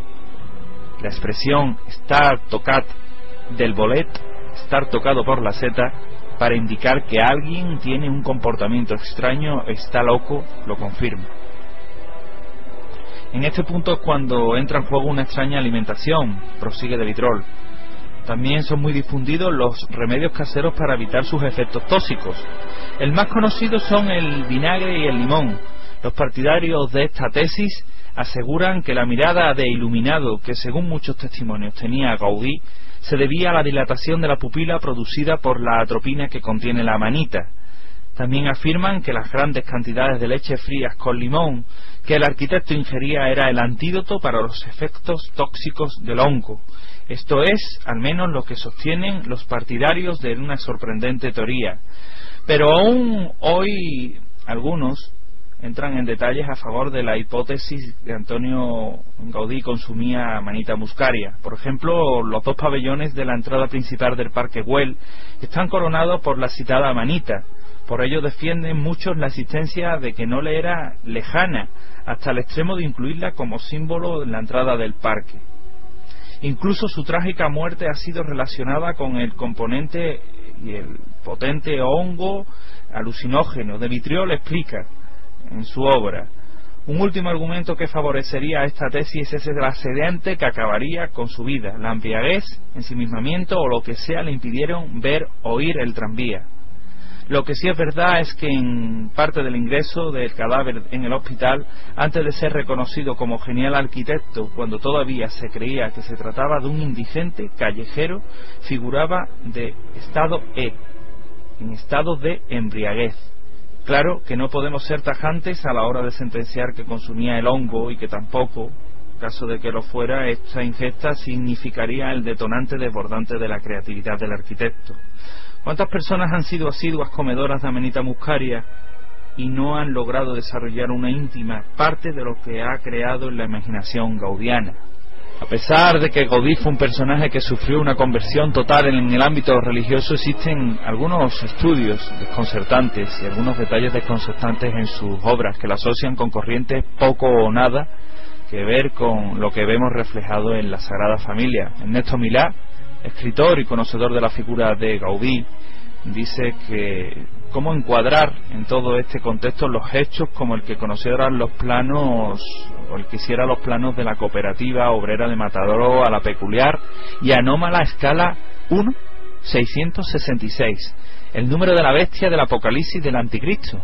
Se pregunta Ernesto Milá, ¿por qué suele utilizar estrellas invertidas de 5 puntas en la decoración de los pabellones y medallones del Parque Güell?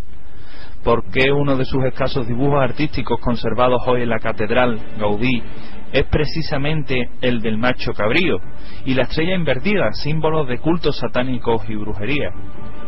Y es que hay un hecho claro: a Gaudí no se le puede considerar en absoluto ignorante. Debía conocer al dedillo la simbología, pero ¿por qué estas contradicciones? ¿Cuál es la figura y misterio que encierra la figura del gran arquitecto catalán Antonio Gaudí? Estas han sido algunas de estas reflexiones y análisis profundo de la obra del insigne artista catalán. Y es que habría mucho aún que hablar en torno a todo lo oculto, a todo lo oscuro y a todo lo simbólico en torno a la genial obra de un autor genial, Antonio Gaudí, hoy en estas rutas mágicas. Si te gusta el misterio, la historia y los enigmas, José Manuel García Bautista te esperan todos los viernes en Voces del Misterio. Sevilla Fútbol Club Radio 91.6. Abre tus oídos. Se escuchan sonidos extraños. Susurros del más allá invaden tu radio. La historia y el enigma se abren paso a través de las ondas. Los especialistas más experimentados se reúnen cada viernes en esta sintonía. Únete a nosotros, amante de lo desconocido. Voces del Misterio. Tu voz.